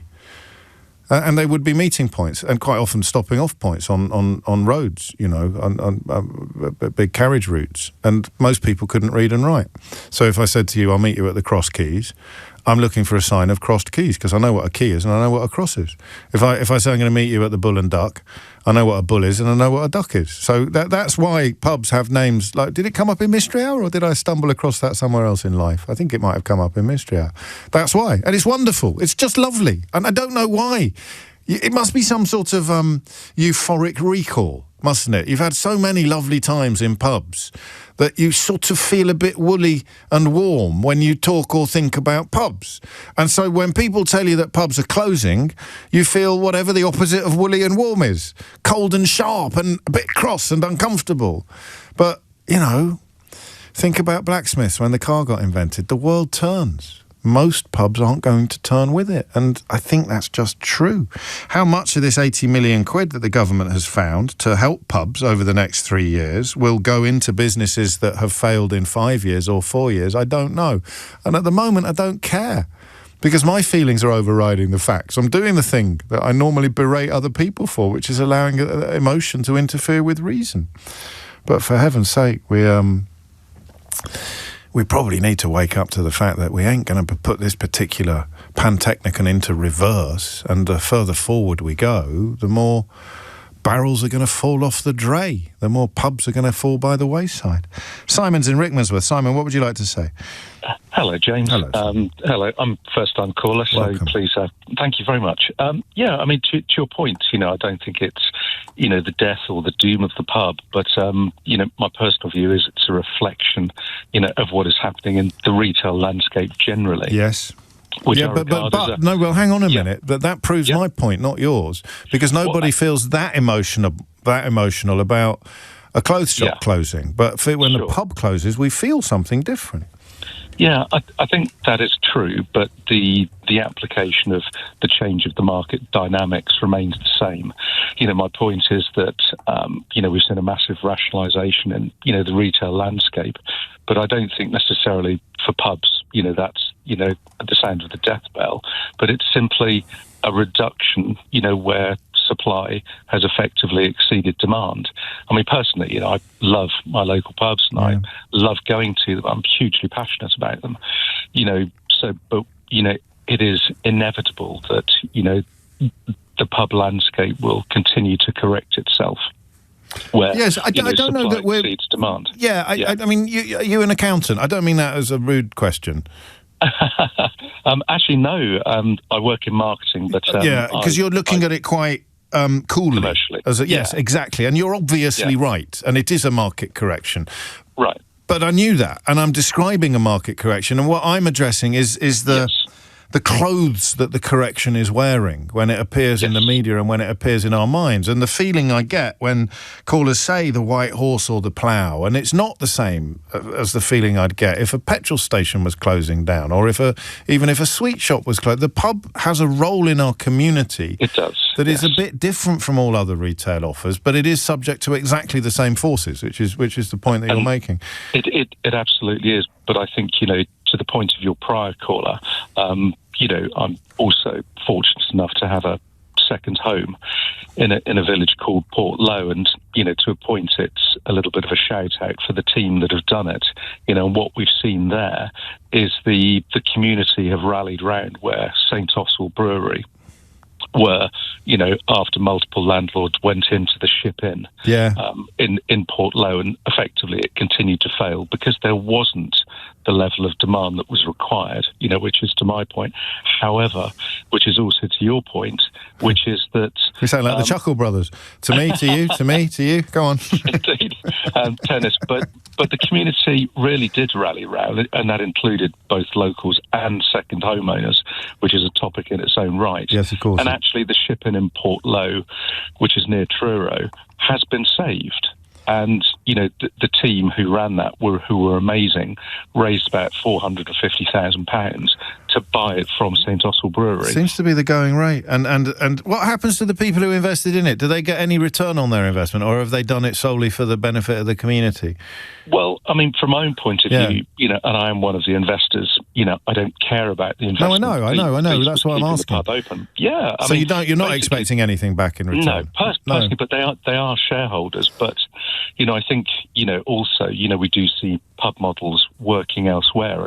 But not in the... I mean, in a way, you're becoming the corrective to the companies that have essentially come from a sort of venture capital background and bought pubs with the intention of squeezing as much cash out of them as they possibly can, and ideally, for a lot of these business models, actually selling them but after the pub has closed down as residential property. So, it pops up a lot on the programme, and I don't think it makes us...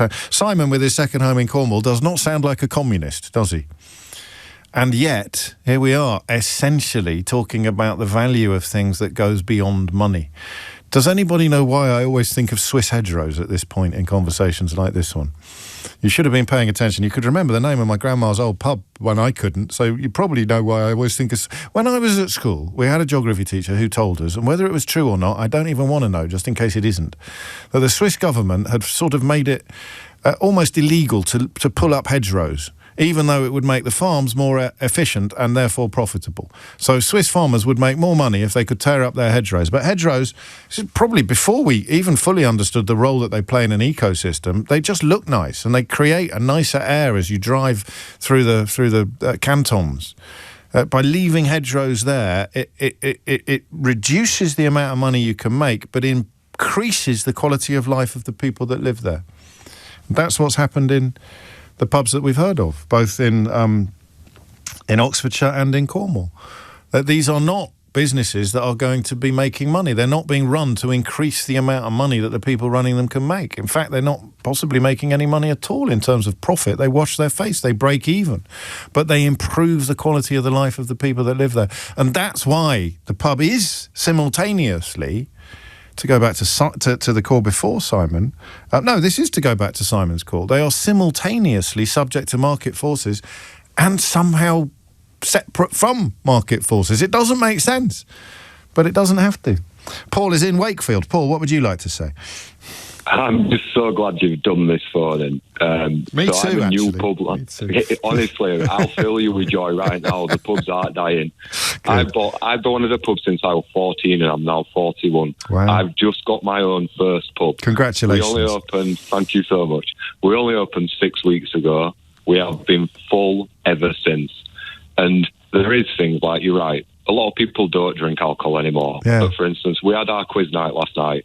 We were full, every table. We actually sell more 0% products than alcohol.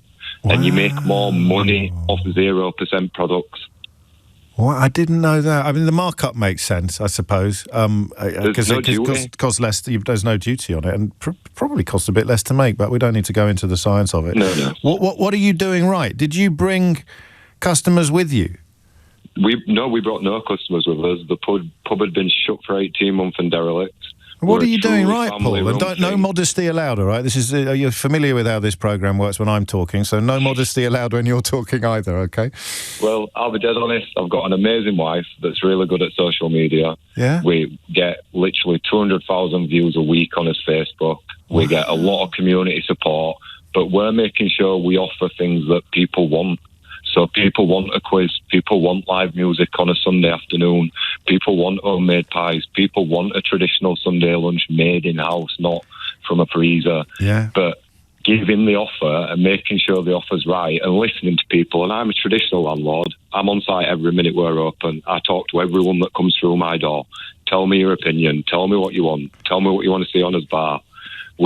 It's making that offer right, and it's been lost because so many big breweries and commercial pubs have all been bought up, and it's all chainy. But this is the point. And the managers. And you know, if we put 8 fewer mushrooms in that pie, then we'll make 12 pence more on every one that we sell. So let's put 8 fewer mushrooms in the pie. We've seen it happen everywhere, all over the place. But in a way, we're all agreeing, even as we disagree, because no village or town could support 30 pubs like yours when it once had 30 pubs. The ones that survive will be the ones that are doing something different, are doing something special. More pubs could survive if they were offering social value rather than looking for profits, and the profits will come. That's a lovely philosophy to have, actually, and I mean, it's a bit similar to my own view of life, but you're the one that's got your livelihood on the line to test the theory. I hope it lasts. We'll get a free advert for you, I think, if you want one. Thank you very much. We're the Tawny in Wakefield, Ossett Town Centre, a really small market town. Please come along. Homemade pies, loads of guest beers. We have 3 different ones on now. Some lovely, beautiful premium ales. Beautiful Guinness on tap. Loads of spirits, 0% wine, 0% gin, 0% cider, lager. Take your pick. Fill your boots, why don't you? I'll try. That's the Tawny, Tawny. That's right. In Wakefield. And, you know, there you go. And a wonderful landlord and a wonderful landlady, which is pretty much the full set if we were playing pub bingo. It's 11:46. James O'Brien on LBC. It's 11:49 and you are listening to James O'Brien on LBC. I'm not even from Wakefield and I'm doing dry January, but I want to have a pint in that man's pub. There's a couple of messages there about the Tawny in Wakefield. But, you know, the country's full of great pubs that will probably survive if they change with the times. Dale reminds us that they won't all do that. I've watched pubs do everything that this gentleman in Wakefield does and still fail. It's all about geography, economics of the said area. It can be a postcode lottery, and a lot of the pubs that close were unrescuable. Some of the pubs we've heard about today were only rescuable because they were bought by people who didn't need to make a profit from their existence. They provide what you might call social capital as opposed to financial capital.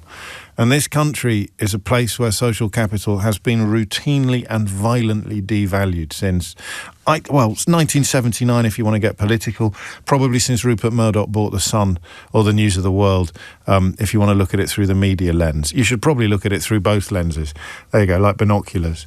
But social capital, sale of council houses, devalued. Then you hit austerity, shut the libraries, get rid of Shaw stock, get rid of everything that doesn't make money. And you wonder why we're looking at some of the problems that we're looking at, both socially and economically. Because social capital, and Paul makes a brilliant point, can turn into finance. Get the social capital provision right, and it might actually end up providing financial capital. And I think in the case of a beautiful pub, a perfectly run pub, then it probably will. Something a little bit weird just happened. Not like mega weird, but I was sharing with you, as I'm often prone to do earlier, some sort of family history and background.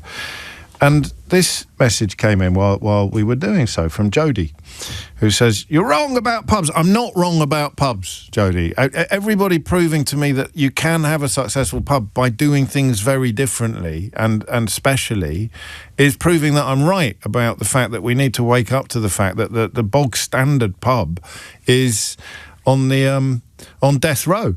Jody writes, "I'm part of a team that has turned around the fortunes of a rural pub in the Peak District in the last year. We've created a space that feels like an extension of everyone's front room, a community hub similar to what the church used to be. It's a space where people feel welcome and safe to come on their own. We put on loads of entertainment from folk music to drum and bass. Should do a mashup, actually. That I'd pay to hear. Our punters span all demographics, but the common thread is a really strong sense of community, collaboration and joy. It's been blood, sweat and tears, James, but worth every minute." And that is a message about the George Hotel in a Peak District village. It's in High Peak in Derbyshire, called Hayfield. And would you believe, because I'm not sure I've ever mentioned this to you before, that I used to live there when I was tiny. There's a weird period of our life before I was 3, when Dad was moving from paper to paper. He was moving very sort of quite quickly up the ladder before getting his job on the Daily Telegraph. But I think he would then he'd either have been working in the Manchester office of the Daily Telegraph, or he'd have been working for the Sheffield Telegraph. But we lived in Hayfield. I just got very, very faint and early memories of going swimming in Glossop and going for a toasted tea cake afterwards. So I've got Hayfield in my heart already, Jodie, before you told me about the success of the George Hotel. Jack's in Redditch. Jack, what made you pick up the phone? Hi, James. Hello, mate. I'm 27 years old. I just think it's a massive shame that pubs are struggling full stop, to be honest, because they're so important to the communities. But it's your generation that's not going to them. Absolutely right. I think it's just because we're not as social as we used to be be honest.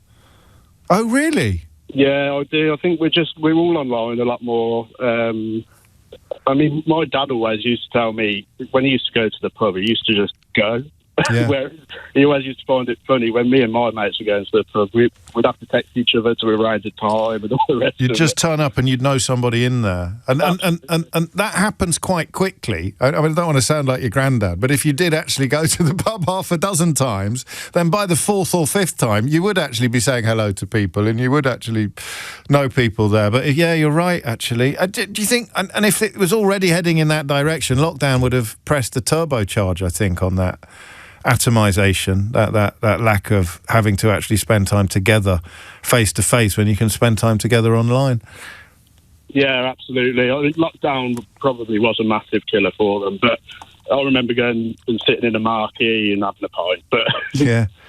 I think it's a massive shame. It is a shame, but it's an emotional shame. It's not enough of a shame for you to phone all your mates up after this and say, let's all go down the pub tonight. It's a bit like my friend's greengrocer's shop.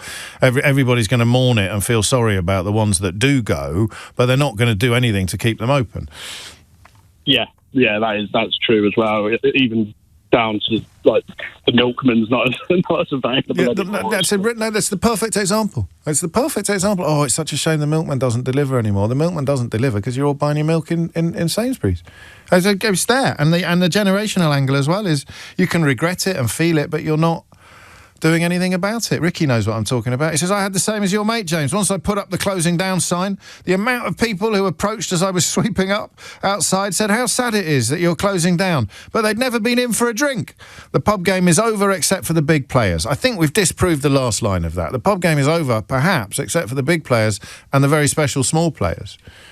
And it's the very special bit that's so interesting and has actually cheered me up a little bit from when I asked you to ring me at 11:10 this morning, and please tell me that I'm wrong. Jack, stay safe. David is in Aberystwyth. David, what would you like to say?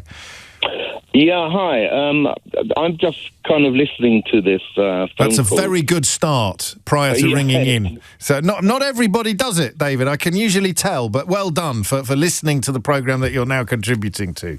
Oh, I always listen. So but it's just that it kind of fired up some memories of the early days for me. I'm 63, by the way, so I'm going back to the late 70s when I first started going to pubs.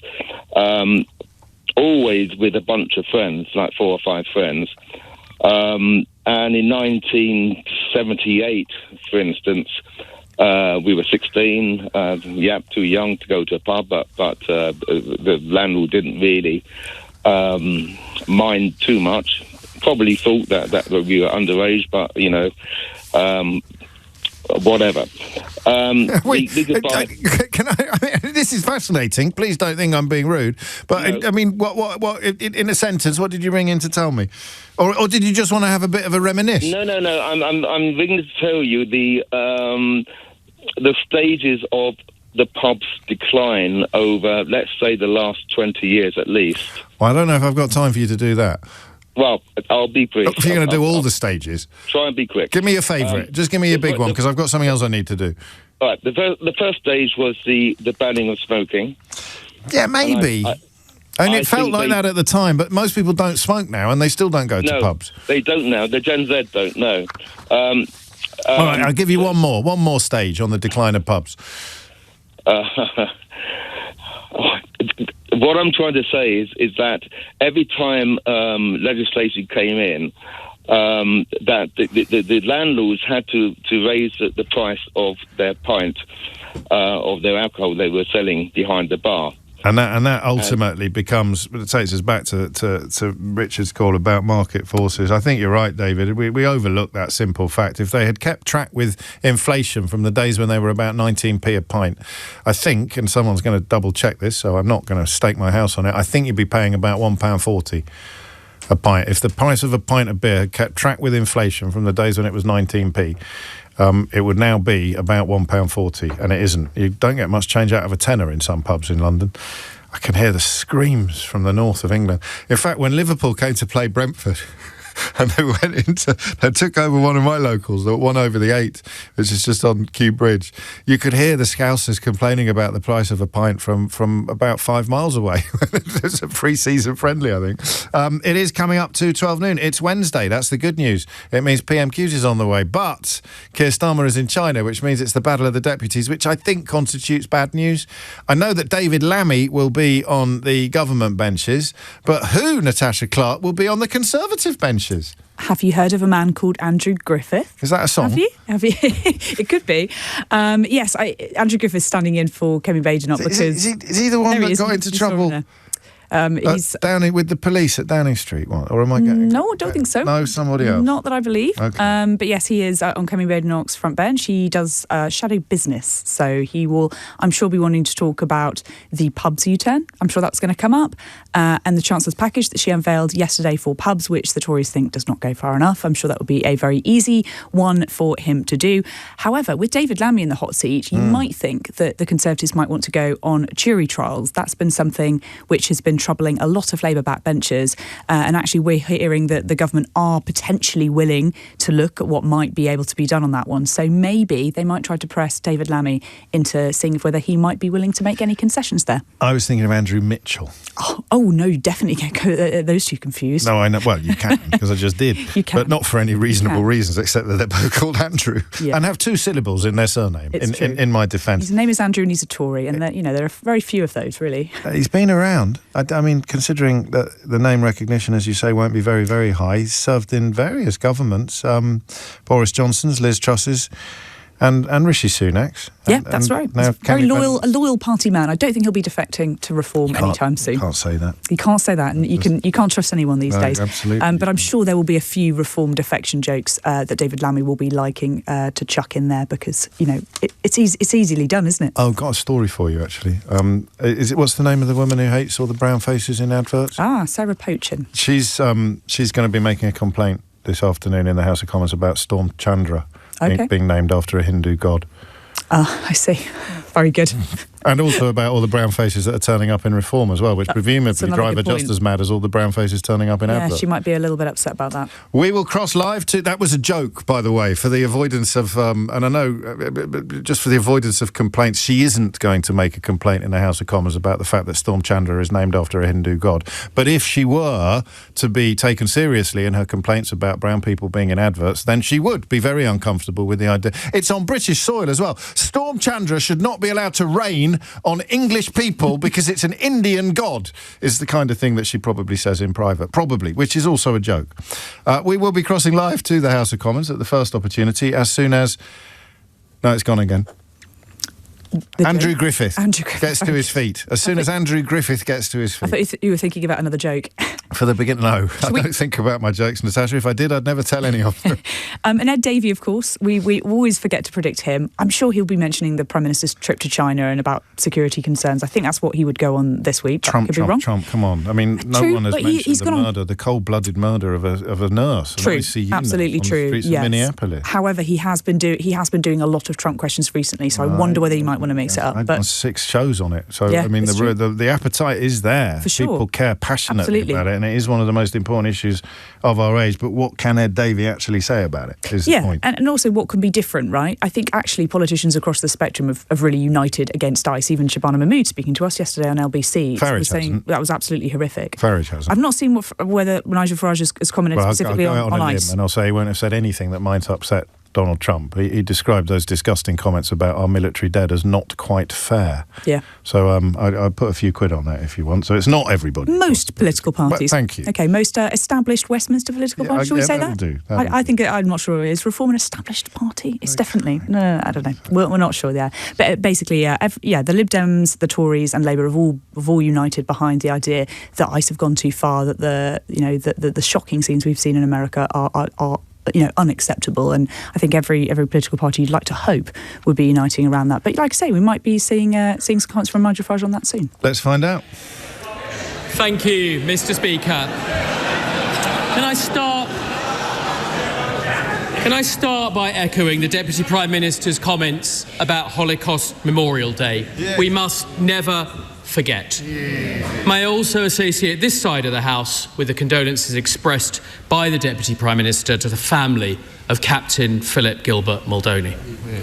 I also offer the condolences of the House to the family of Lord Flight, one of my predecessors in Arundel and South Downs. He served in Parliament with distinction for more than 2 decades. Mr. Speaker, after the Chancellor's U-turn yesterday, can the Deputy Prime Minister confirm that over 90% of retail, hospitality and leisure businesses will get nothing? Deputy Prime Minister. Well, Mr. Speaker, can I welcome the Shadow Business Secretary to the dispatch box and join him? I remember Lord Flight well when I arrived in this House. It's always a pleasure to hear from the co-author of the mini-budget.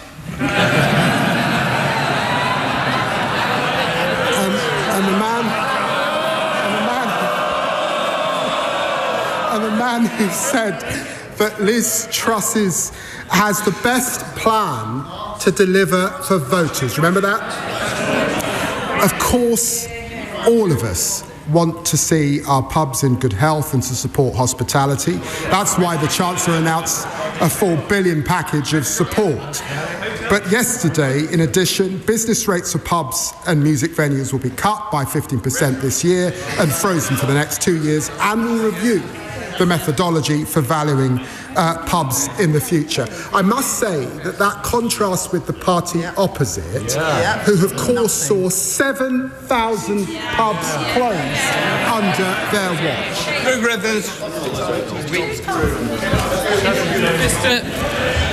Mr. Speaker, he wants to talk about experience. I spent 25 years building businesses, creating jobs.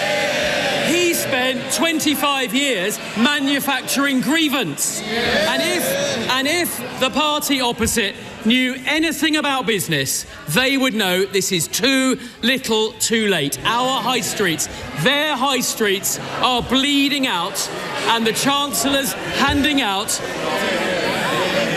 They don't want to hear this, Deputy Speaker. Our high streets are bleeding out, and the Chancellor's handing out a box of sticking plasters. They can't even U-turn properly.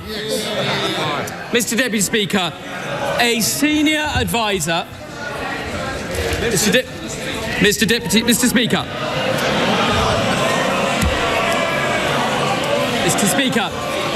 a senior advisor to Andy Burnham said yesterday the Chancellor just wants a cheap headline.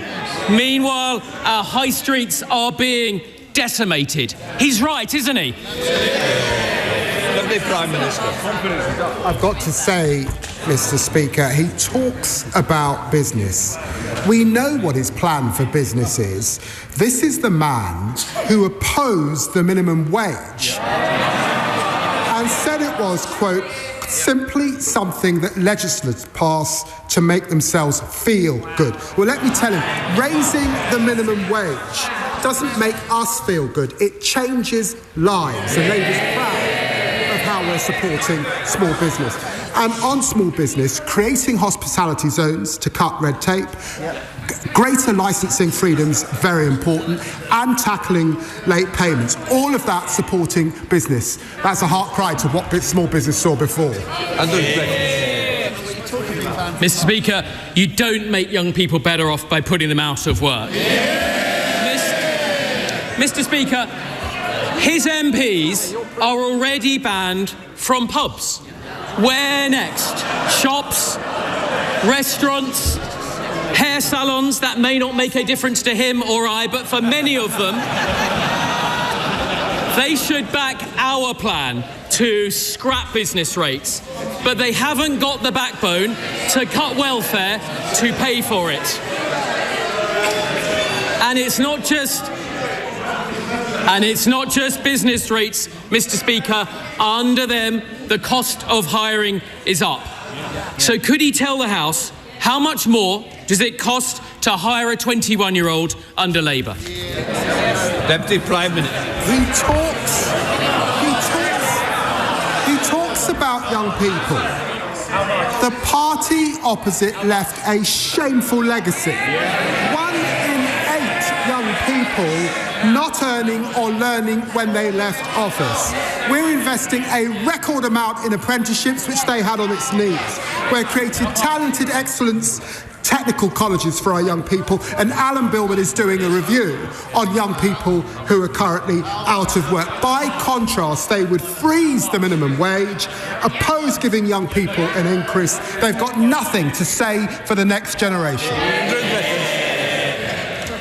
Mr. Speaker, you can feel the Deputy Prime Minister's frustration. The Prime Minister's away, the business sector is away, and here he is, left behind Lammy, the designated survivor, having to defend the indefensible. And it's very clear, he doesn't know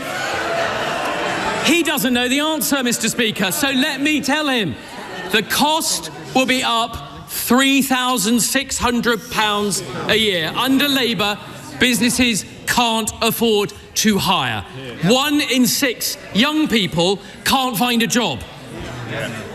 This government is blocking people who just want to get on in life.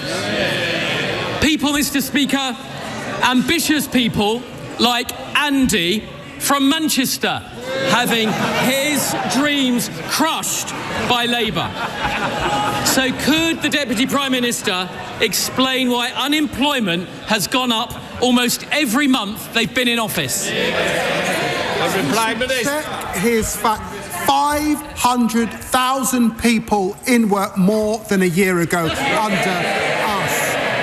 The Shadow Business Secretary is in no position to lecture anyone about U-turns, by the way. This man was Boris Johnson's net zero business champion. Now he opposes the renewable investment, creating jobs and opportunities right across the country. Andrew Griffiths. Mr. Speaker, the thing he didn't want to say is that every Labour government leaves office with unemployment higher than when they arrived. And there's a reason for that. They don't understand what it takes to be an employer. They don't understand business. They're strangling business with their red tape, and they're about to make things infinitely worse. So will he tell us his government's own estimate of the cost to business of the Unemployment Act? Deputy Prime Minister. I'm going to take no lectures from you on business. My father was run out of business under the Thatcher government. I know what it's like to grow up under a Tory government. And whilst we're talking about it, 26 Tory MPs and counting have already defected to reform, and now they're all counting down, Mr. Speaker, because today is 100 days until the Tory transfer window slams shut. It's going to be the longest and most disloyal transfer saga since Sol Campbell left Spurs. And the member for Clapton, I don't know where he is, has signed 3 white wingers in the past fortnight. Andrew Griffiths. Thank you. I don't know what's in his head, Mr. Speaker. It's our party that is getting stronger. And overnight,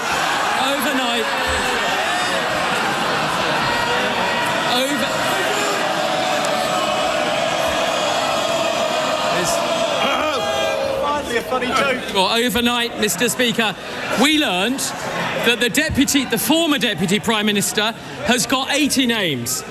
On Sunday, we learned that the Health Secretary's allies claimed that he's got 200 names, and oddly, 50 of them want the Mayor of Greater Manchester, who's not even in this MP.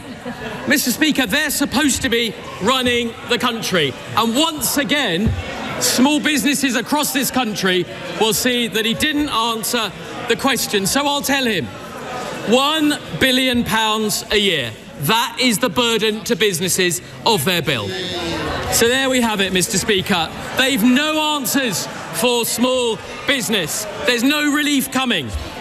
They don't care about high streets. They don't care about hotels, restaurants, farmers, or young people. Won't the Deputy Prime Minister admit what the members behind him are thinking? That it's not the Prime Minister going to China that's the problem, it's the fear that he might come back. Deputy Prime Minister. Mr. Speaker, he's not going to get this gig again, is he? Let's face it.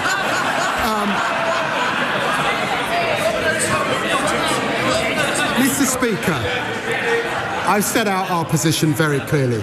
This was the week when the leader of the opposition told Desert Islandists that Britain needs to learn to queue again. And Tory MPs have taken her quite literally.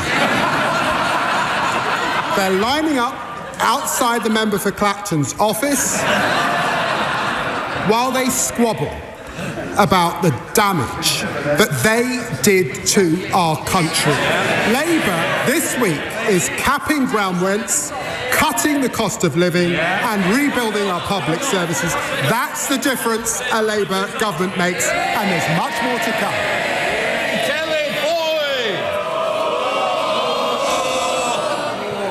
Mr. Speaker, Elmore Hall School is a fantastic multi-site provision supporting over 200 of County Durham's vulnerable young people with social, emotional and mental health difficulties. Their pact site in Durham caters for 20 key stage 4 pupils, but SAN provision in Durham is at crisis point.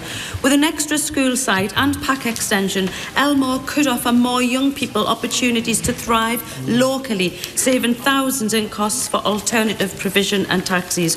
Will the Deputy Prime Minister arrange for the DFE Minister to visit the pact site, and will they work with me to support the urgent need for additional school facilities and pact accommodation so young people in Durham can access the education they deserve closer to home? Deputy Prime Minister.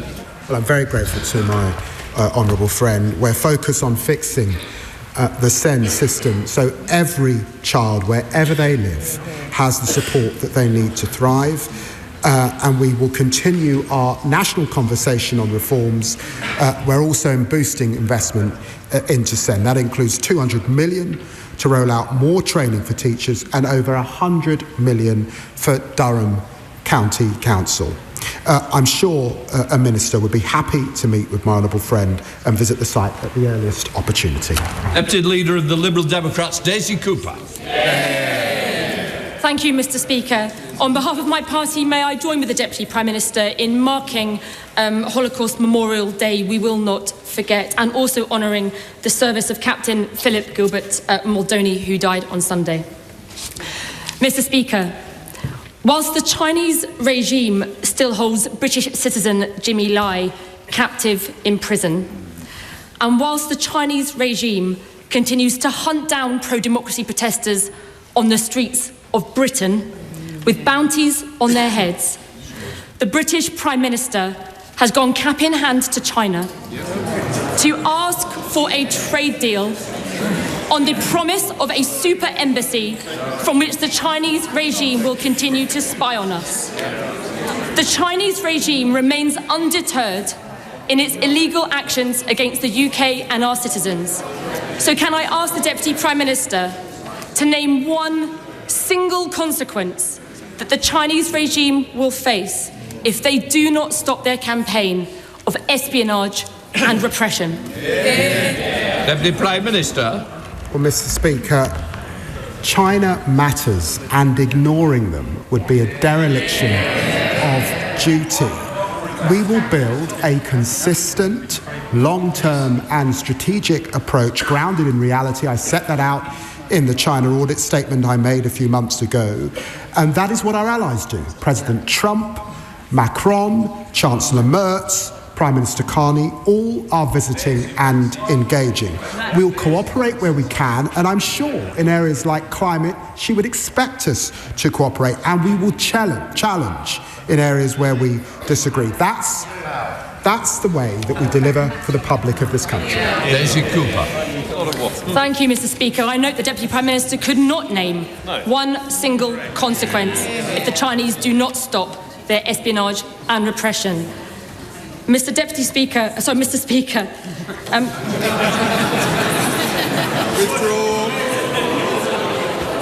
Mr. Speaker, the Deputy Prime Minister has responded as if the world has not changed. With Russia waging war in Europe, with the Chinese hunting protesters and pro-democracy protesters on our streets, and with President Trump undermining NATO and the rules-based order which keeps us safe, we have got to act with urgency to strengthen our alliances with trusted allies in Europe and the Commonwealth, and we have got to ramp up defence spending now. Can I ask the Deputy Prime Minister, will he consider as a first step the Liberal Democrat plan to issue defence bonds to raise £20 billion in the next 2 years in order that we can rebuild our armed forces and give British savers the opportunity to invest in the defence of our nation? The Prime Minister. I've got to say, I've been here long enough to remember when Labour left office, 2.5% we were spending on defence, and when they were in government with them, they cut it. Thank you, Mr. Speaker. Does the Deputy Prime Minister agree with me? And we're back in the room.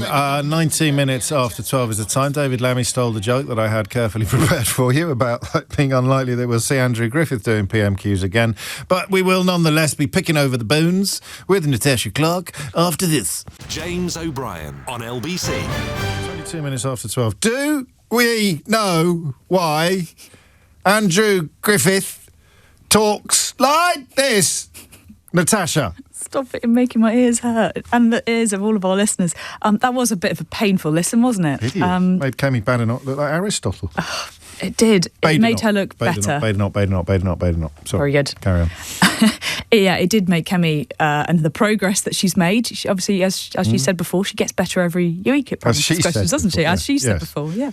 It made no one else said that. No one has said that. No one has repeated it since. Yeah, that was a bit of a deputy special, wasn't it? But not a particularly good one.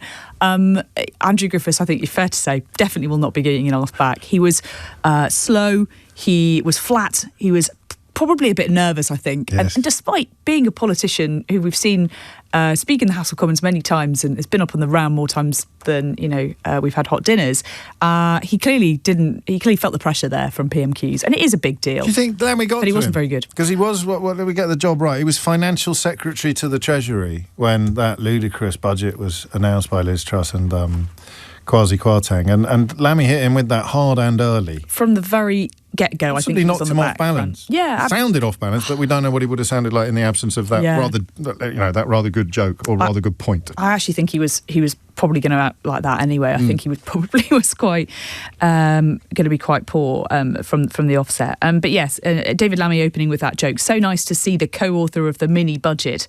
So that definitely, I think, knocked him from the start. But Andrew Griffiths did have a few sort of things to say up his sleeve, talking about businesses, talking about jobs. We rightly predicted that he brought up business rates, and he was a businessman, very successful businessman before he went into politics, talking about how the high streets are being decimated. But again, David Lammy had done his homework, and you can hear the Labour Party's argument on pubs starting to take shape, talking about just how many pubs closed under the Conservatives and how they basically did nothing nothing to stop this decline too. And also comments about the minimum wage that he brought up, some historic ones. I don't think I've heard that before from Andrew Griffiths, saying that he feels the minimum wage is simply something that people pass to make them feel good. So pretty damning comments there. But yeah, Andrew Griffiths obviously had some good points, but the problem was his delivery was so poor. I don't think anybody was really able to engage with what he was saying, talking about how you don't make people feel better off by getting them out of work. And David Lammy, again, had some statistics to just hit right back. 1 in 8 young people not earning or learning. Haven't they? They'd got their research in place. Yeah, absolutely. Some of those questions they'd obviously expected. Yeah, it just felt a little bit like a sort of cheaper knockoff version of PMQs, which may be, apt given Keir Starmer's in China. Daisy Cooper was very good. Daisy Cooper was very good. And we thought that she might talk about President Trump, but actually she talked about China today, talking about how Keir Starmer, she says, is going cap in hand to China for a trade deal. She talks about the super embassy, which will, she says, continue to spy on us. And I think David Lammy actually did outline a quite a good argument from the government there about why China matters. Ignoring it would be a dereliction of duty. And he listed, Macron, Merz, all engaging with China. And I do think that many people agree that China is someone and a country to be engaged with. So it does make sense why Keir Starmer is making such a trip. It's either our second biggest export market, something like that. Yeah, I mean, it's not to be underestimated. No, absolutely not. And Germany, I think, comes in top. This is a government that says they want economic growth at all costs, right? And you absolutely cannot ignore China. They are just too big to ignore anymore. I think that pretty much covers it. Normal service resumes next week. Do you want to play a game? We've got a couple of minutes until the news. Go on. Okay, so this is defection bingo. I'm going to describe a job. I'm going to give you a job description, and you're going to tell me whether or not this person, who I'm not going to name, has recently defected to Nigel Farage's outfit. So this is people in Boris Johnson's government. Okay, so I'll give you the job description. You should just say true or false. You ready? I'm ready. A vaccines minister who briefly became chancellor. Oh yes, I saw this one myself the other day. Nadeem Zahawi. Correct. True. Community secretary under Boris Johnson, later became an immigration minister under Rishi Sunak. Community secretary. This is generic, right? Correct. This is generic. Okay. Yep. So I've seen him do it too. Health minister under Johnson, before being promoted to. Health minister under Johnson. Wait, let me finish. Before being promoted to culture secretary in 2021. Is that a promotion? Yes, because that's a cabinet role. It's true. Yes, it is. I'm not sure who you're talking about there. Seriously? Me. No, as in remind me who it is. Nadine Dorries. Of course. Sorry. Of course. Now we all know that. We all know where she's gone. Attorney General under Boris Johnson, who later made them Home Secretary. Of course, that's Suella. Yep. Northern Powerhouse Minister under Berry. Boris Johnson. Jake Berry. 6 months as political secretary to Boris Johnson. 6 months as political secretary. Ooh. This is the hardest one. Tough. You could have just done true or false, but you've made I've made a rock for your own back now, haven't you? Yeah, You've got to carry on naming them. Who is it? Danny Kruger. Of course, Danny Kruger. Yes, he actually had a very small role in Boris Johnson's government, didn't he? Yes, known to his friends as Dunning. Health Minister under Boris Johnson before losing her seat at the last election. For losing her seat. Again, it feels like so far away, this Boris Johnson government. I'm sure it's true because I feel that there's a pattern developing here. Maria Caulfield. Minister in the Scotland office under Boris Johnson, continued under Liz Truss. Is it Matthew Offord? Is that his full name? It's Lord Offord. Lord to the likes of you, Lord mate. Offord. He's gone. He's now the leader in Scotland, correct? Yes. Minister in the Northern Ireland office under Boris Johnson, and I mean, almost, it's a toss-up. What's more hilarious, this guy being a schools minister under Liz Truss, or Nadine Dorries being a culture secretary under anybody? Schools minister. I'll give you a clue. Oh, is it Jonathan Gullis? Yes, it's Jonathan Gullis. That clue was a bit of a giveaway. That was a bit mean, wasn't it? It was a bit of a giveaway. So, skills minister, again, we could dive. Can you dive irony? We're about to find out. Skills minister under Liz Truss and Boris Johnson.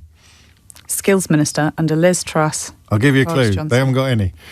I don't know this one. Andrew Jenkins, yeah. Of course, she was the one that, famously flipped the bird. Government whip under Boris Johnson and Liz Truss. Government whip. Look, it's obviously, whoever it is, it's true. Going a bit obscure now. It's going to be true. Government whip. It is true. It's Adam Holloway.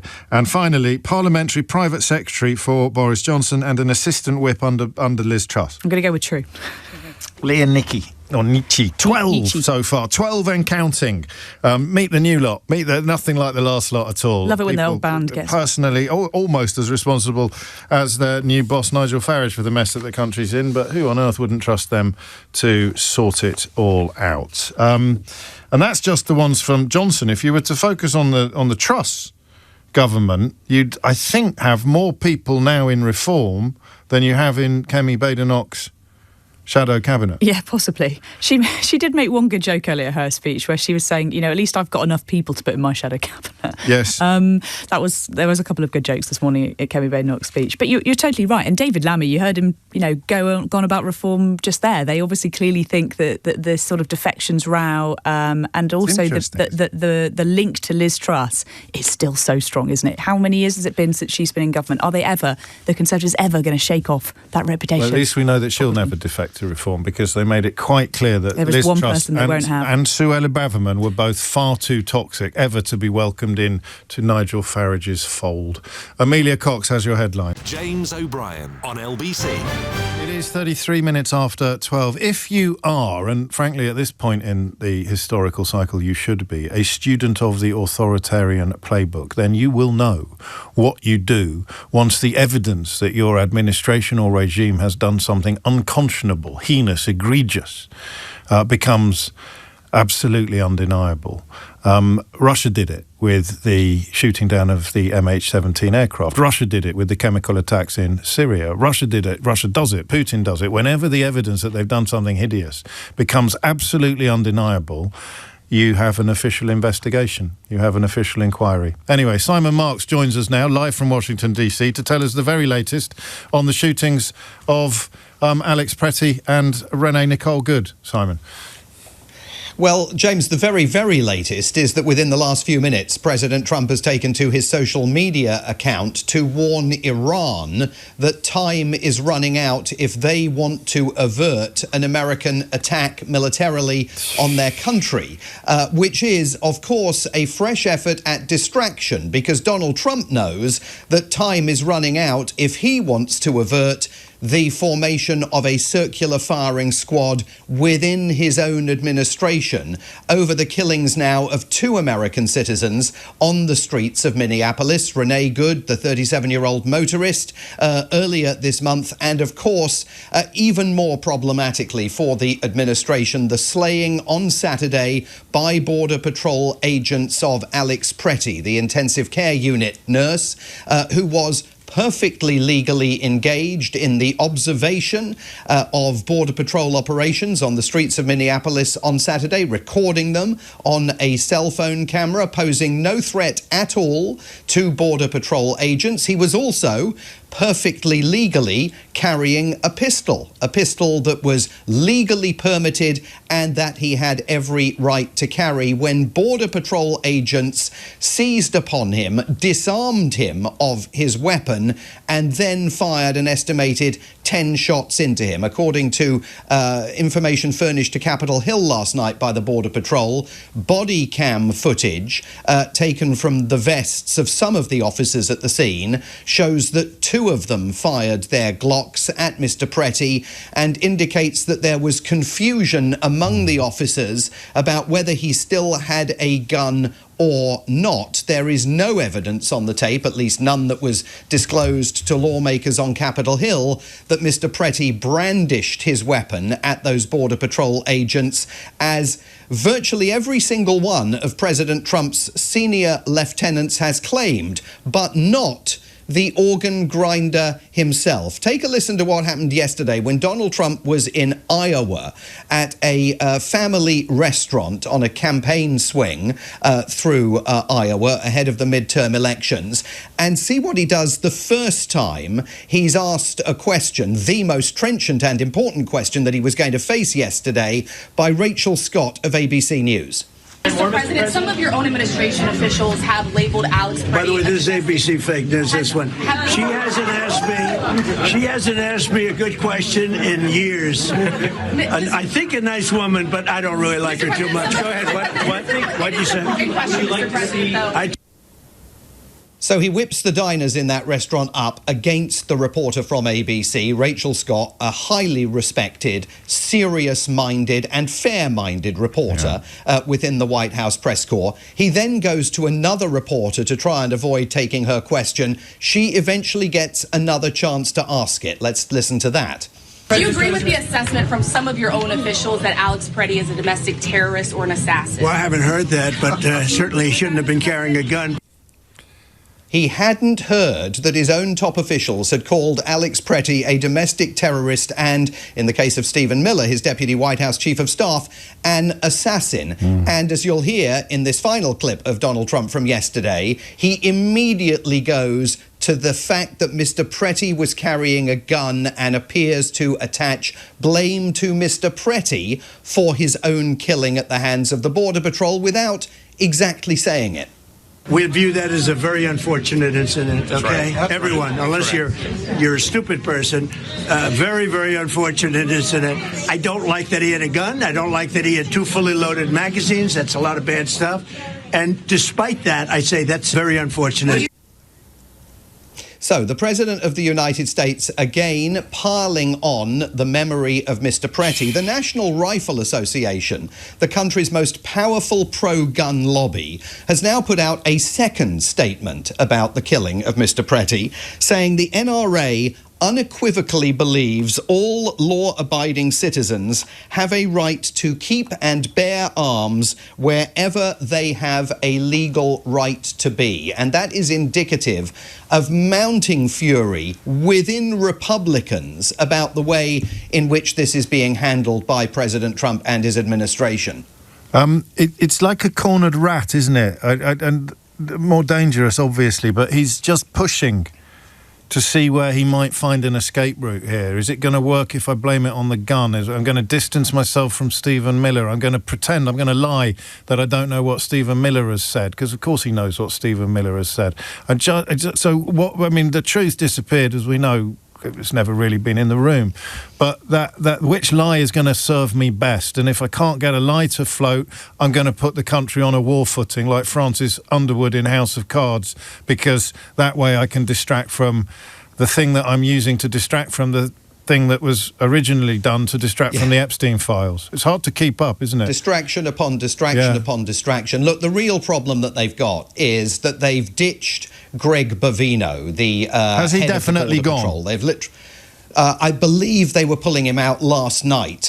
Certainly there are reports that he is losing his official title of commander and is going to be sent back down to the southern border from where he emerged. This is the strutting, swaggering head of the Border Patrol who quite literally has styled himself. I mean, in terms of the clothing that he wears, these long trench coats, very much SS chic, as Mr. Bovino has strutted around the streets of Minneapolis and frankly terrorized residents there. They finally appear to have pulled him out and sent the immigration czar Tom Homan into Minneapolis in a bid to negotiate with state and local officials there. But the biggest problem they've got is that getting rid of Greg Bovino is not enough, because there are mounting calls from Republicans in the House of Representatives and the Senate for Kristi Noem, the Secretary of Homeland Security, to go.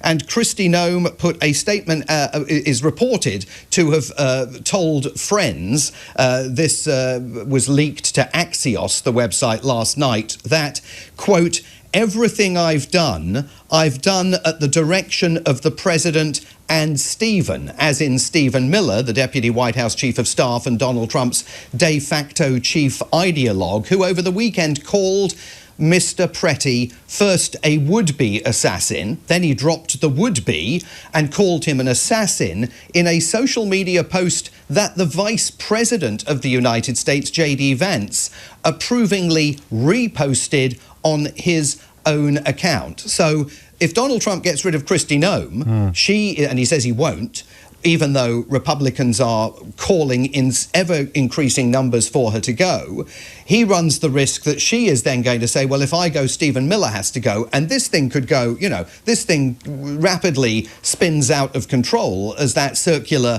firing squad is formed by senior figures in Donald Trump's inner circle. And James, it's worth just remembering the license to kill that senior Trump officials have given to Border Patrol and ICE agents in Minneapolis. Stephen Miller today is saying that it looks as though the Border Patrol agents may not have been following proper protocol on Saturday. The White House provided clear guidance that the extra personnel that had been sent to Minnesota for force protection should be used for conducting fugitive operations to create a physical barrier between the arrest teams and the disruptors, by which he means the protesters. We are evaluating why the Border Patrol team may not have been following that protocol. So as he prepares to basically ditch any loyalty that he was expressing over the weekend to the agents who killed Mr. Pretty in Minneapolis on Saturday, let's remind ourselves of what Stephen Miller told ICE and Border Patrol personnel earlier this month after the killing of Renee Good. Let's hear Mr. Miller. To all ICE officers, you have federal immunity in the conduct of your duties. And anybody who lays a hand on you or tries to stop you or tries to obstruct you is committing a felony. You have immunity to perform your duties, and no one, no city official, no state official, no illegal alien, no leftist agitator or domestic insurrectionist can prevent you from fulfilling your legal obligations and duties. And nothing in there, James, about following proper protocols. Nothing in there about being unrestrained and making sure you do everything by the book. You've got full immunity. And that was the message that the Border Patrol agents and the ICE agents who are still on the streets of Minneapolis clearly received from the man who now seems to be getting ready to try and save his own skin by turning against the Border Patrol agents who killed Mr. Pretty. You brought all that in on time, which is an extraordinary achievement. And just because we're used to it, Simon, doesn't mean that we should be any less grateful than we usually are. I mean, does anyone get impeached, or is everything too messy even to be having a conversation that operates within the parameters of normal American politics?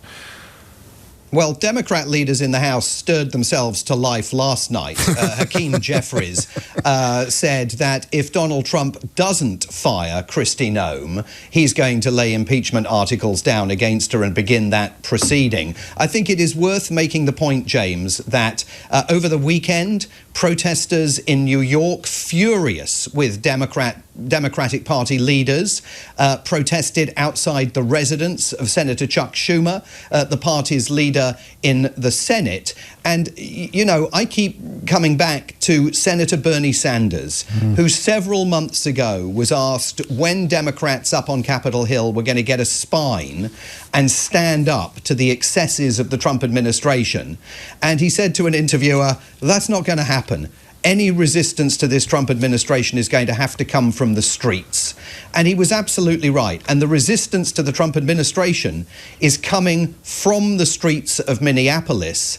And it's been sparked by this extraordinary character of Alex Pretty, someone who was deeply critical of the Trump administration's mass deportation policies and the manner in which they were being implemented in Minneapolis, but was also a lawful gun owner here in America. And it's the bringing together of all of that, including, of course, the solidarity of Minneapolis residents determined to rid themselves of ICE and the Border Patrol. That's been the dominant driver of everything that's taken place here over the last 4 or 5 days. And even flirting with the idea of trying to throw the Second Amendment under the bus, as the president did in those clips that you played us, gives an indication of how serious, from their point of view, this situation is. Simon Marks, live from Washington, D.C. Thank you, as always.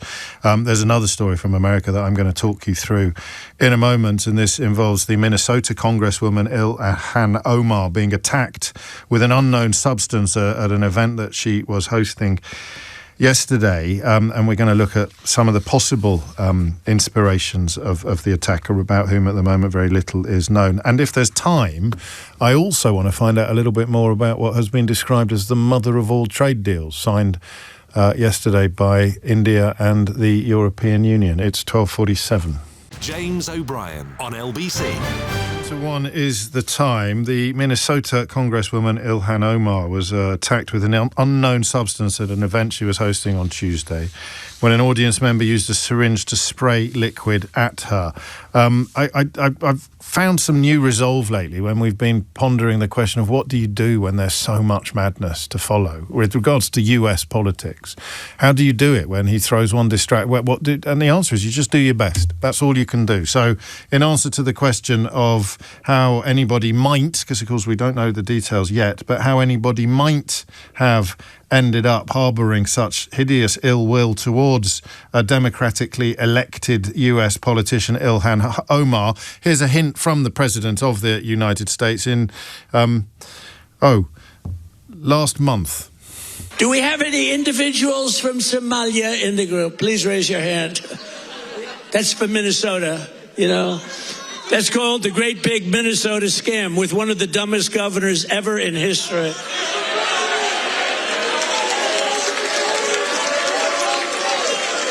I love this Ilhan Omar, whatever the hell her name is, with the little turban. I love her. She comes in, does nothing but bitch. She's always complaining.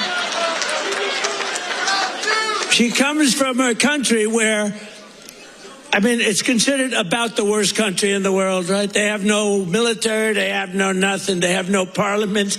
They don't know what the hell the word parliament means. They have nothing. They have no police. They police themselves. They kill each other all the time. I love it. She comes to our country, and she's always complaining about the Constitution allows me to do this. We ought to get her the hell out. She married her brother in order to get in, right? She married her brother. Can you imagine if Donald Trump married his sister? Beautiful. She's a beautiful person. If I married my sister to get my citizenship, do you think I'd last for about 2 hours, or would it be something less than that? She married her brother to get in. Therefore, she's here illegally. She should get the hell out. Throw her the hell out. She does nothing but complain. Sadly, there's more. Congresswoman Ilhan Omar. I hear the boos. How the hell did she win the primary? This woman is crazy. She's a horrible woman who hates our country. Mail-in vote. You're right there, right? We'll have to check that. Let's check the mail-in vote. Now, seriously, how does a woman who hates our country, who says nothing but bad things about our country and Israel and other of our allies, how does this woman win? Where are the people that would vote for her? Rail through this. And another one. Ilhan Omar is garbage. She's garbage. Her friends are garbage. These aren't people that work. These aren't people that say, let's go, come on, let's make this place great. These are people that do nothing but complain. They complain. And from where they came from, they got nothing. Somalians ripped off that state for billions of dollars. Billions. Every year. Billions of dollars. And they contribute nothing. The welfare is like 88%. They contribute nothing. I don't want them in our country, I'll be honest with you, okay? Somebody would say, oh, that's not politically correct. I don't care. I don't want them in our country. Their country's no good for a reason. Their country stinks. And another one. The Somalians should be out of here. They've destroyed our country. And all they do is complain, complain, complain. You have her. She's always talking about the Constitution provides me with... Go back to your own country and figure out your Constitution. All she does is complain about this country. Without this country, she would not be in very good shape. She probably wouldn't be alive right now. Remember, it's either the racism, the misogyny, or bizarrely the climate change denial that draws people to Donald Trump. The woman that he was profoundly obnoxious to in the clip that Simon played a few minutes ago, I should also add, Rachel Scott of ABC, is a woman of colour, and he doesn't hold back, does he? Ilhan Omar. She comes from Somalia, a backward country, probably the worst country. They say it's the worst country in the world, if it's a country. I don't even think it's a country. There's no organization, no anything. They don't have police, they don't have military, they don't have anything. They just have people running around killing each other and trying to pirate ships. But she'll come here, comes, and then she wants to tell us how to run our country. The Constitution says that I am entitled to this. I can't stand her. Minnesota Congresswoman Ilhan Omar was attacked with an unknown substance at an event she was hosting on Tuesday. That's just some of the things Donald Trump has said about her in the last few weeks. He's up to the challenge. I know that he is, but it is quite a challenge to squeeze into the remaining time a quick account of how big a deal the EU-India trade deal that was essentially finessed yesterday is. I don't know, Dmitry Grozoubinski, whether you are familiar with that titan of British culture, Bullseye. But often at the end of Bullseye, you would turn to the people who had failed to win a speedboat and show them a speedboat and say, have a look at what you could have won, which is why we're talking about the EU-India trade deal on this programme. So let's have a look at what we could have won. Thank you so much, James. And as always, you give me the smoothest lead-ins. Just once I want to go on your show and have the previous segment be about a puppy that rescued a kitten. I'm sorry. Yes, that's a fair point. Next time, I promise. So, listen, the EU-India FTA, it looks on paper like a reasonably good deal. It's a fairly conservative deal, but I think it signals that over the last 5 years, an Indian economy, which has historically been very internally focused, very closed to the outside world, had very high barriers. In the last 5 years, there's been a sea change, and India, one of the world's most populous countries, is opening up and looking to do one free trade agreement after another. The way they did this one with the EU is, like many deals, they reduced what they were willing to live without, and they accepted some of the things the EU would need them to live with. So they basically agreed not to get significantly better access to EU agriculture, which is always sensitive. They agreed not to get exemptions from the EU's carbon border measures. And in exchange, the EU accepted that India would only have a limited amount of access for European cars and would not sort of enforce higher labor standards than they were willing to. So it's a compromise, but it looks like a reasonably good deal. And I mean, so that's you being a trade expert, a reasonably good deal. In the annals of deals of this scale, where does it sit? I mean, because it's taken, according to some accounts, 20 years to reach this point. So whenever a trade agreement takes a long time, it's not because trade negotiators are slow typers. It's because there have been immovable sort of political disagreements over what the two sides want. And in this case, they found common ground in this last time in the face of everything that is happening in the world. All governments wanting to show investors that, hey, we have alternatives to the US, and hey, we can be predictable in open markets at a time when some markets are closing, some markets are becoming less predictable. But listen, in the sheer number of people and businesses affected, it's huge. In terms of, like every other trade deal, it will make life a little bit better for a subsection of businesses within these countries. It's not going to transform anybody's economy, but it's a good step forward. Dmitry Grozoubinski, always a pleasure. The author of Why Politicians Lie About Trade and What You Need to Know About It, demonstrating why not only his book is called that, but also why he was the man to write it. If you missed any of today's show, you can listen back on our free Global Player app or the new LBC app, where you can stay up to date on the top stories and opinions, put your news categories in the order you want, pause and rewind live radio, and listen to a range of podcasts, including James O'Brien Daily, the best bits from my LBC show every day. So download the official LBC app for free from your app store now. Tom Swarbrick will be with you at 4, but now it's time for Sheila Fogarty.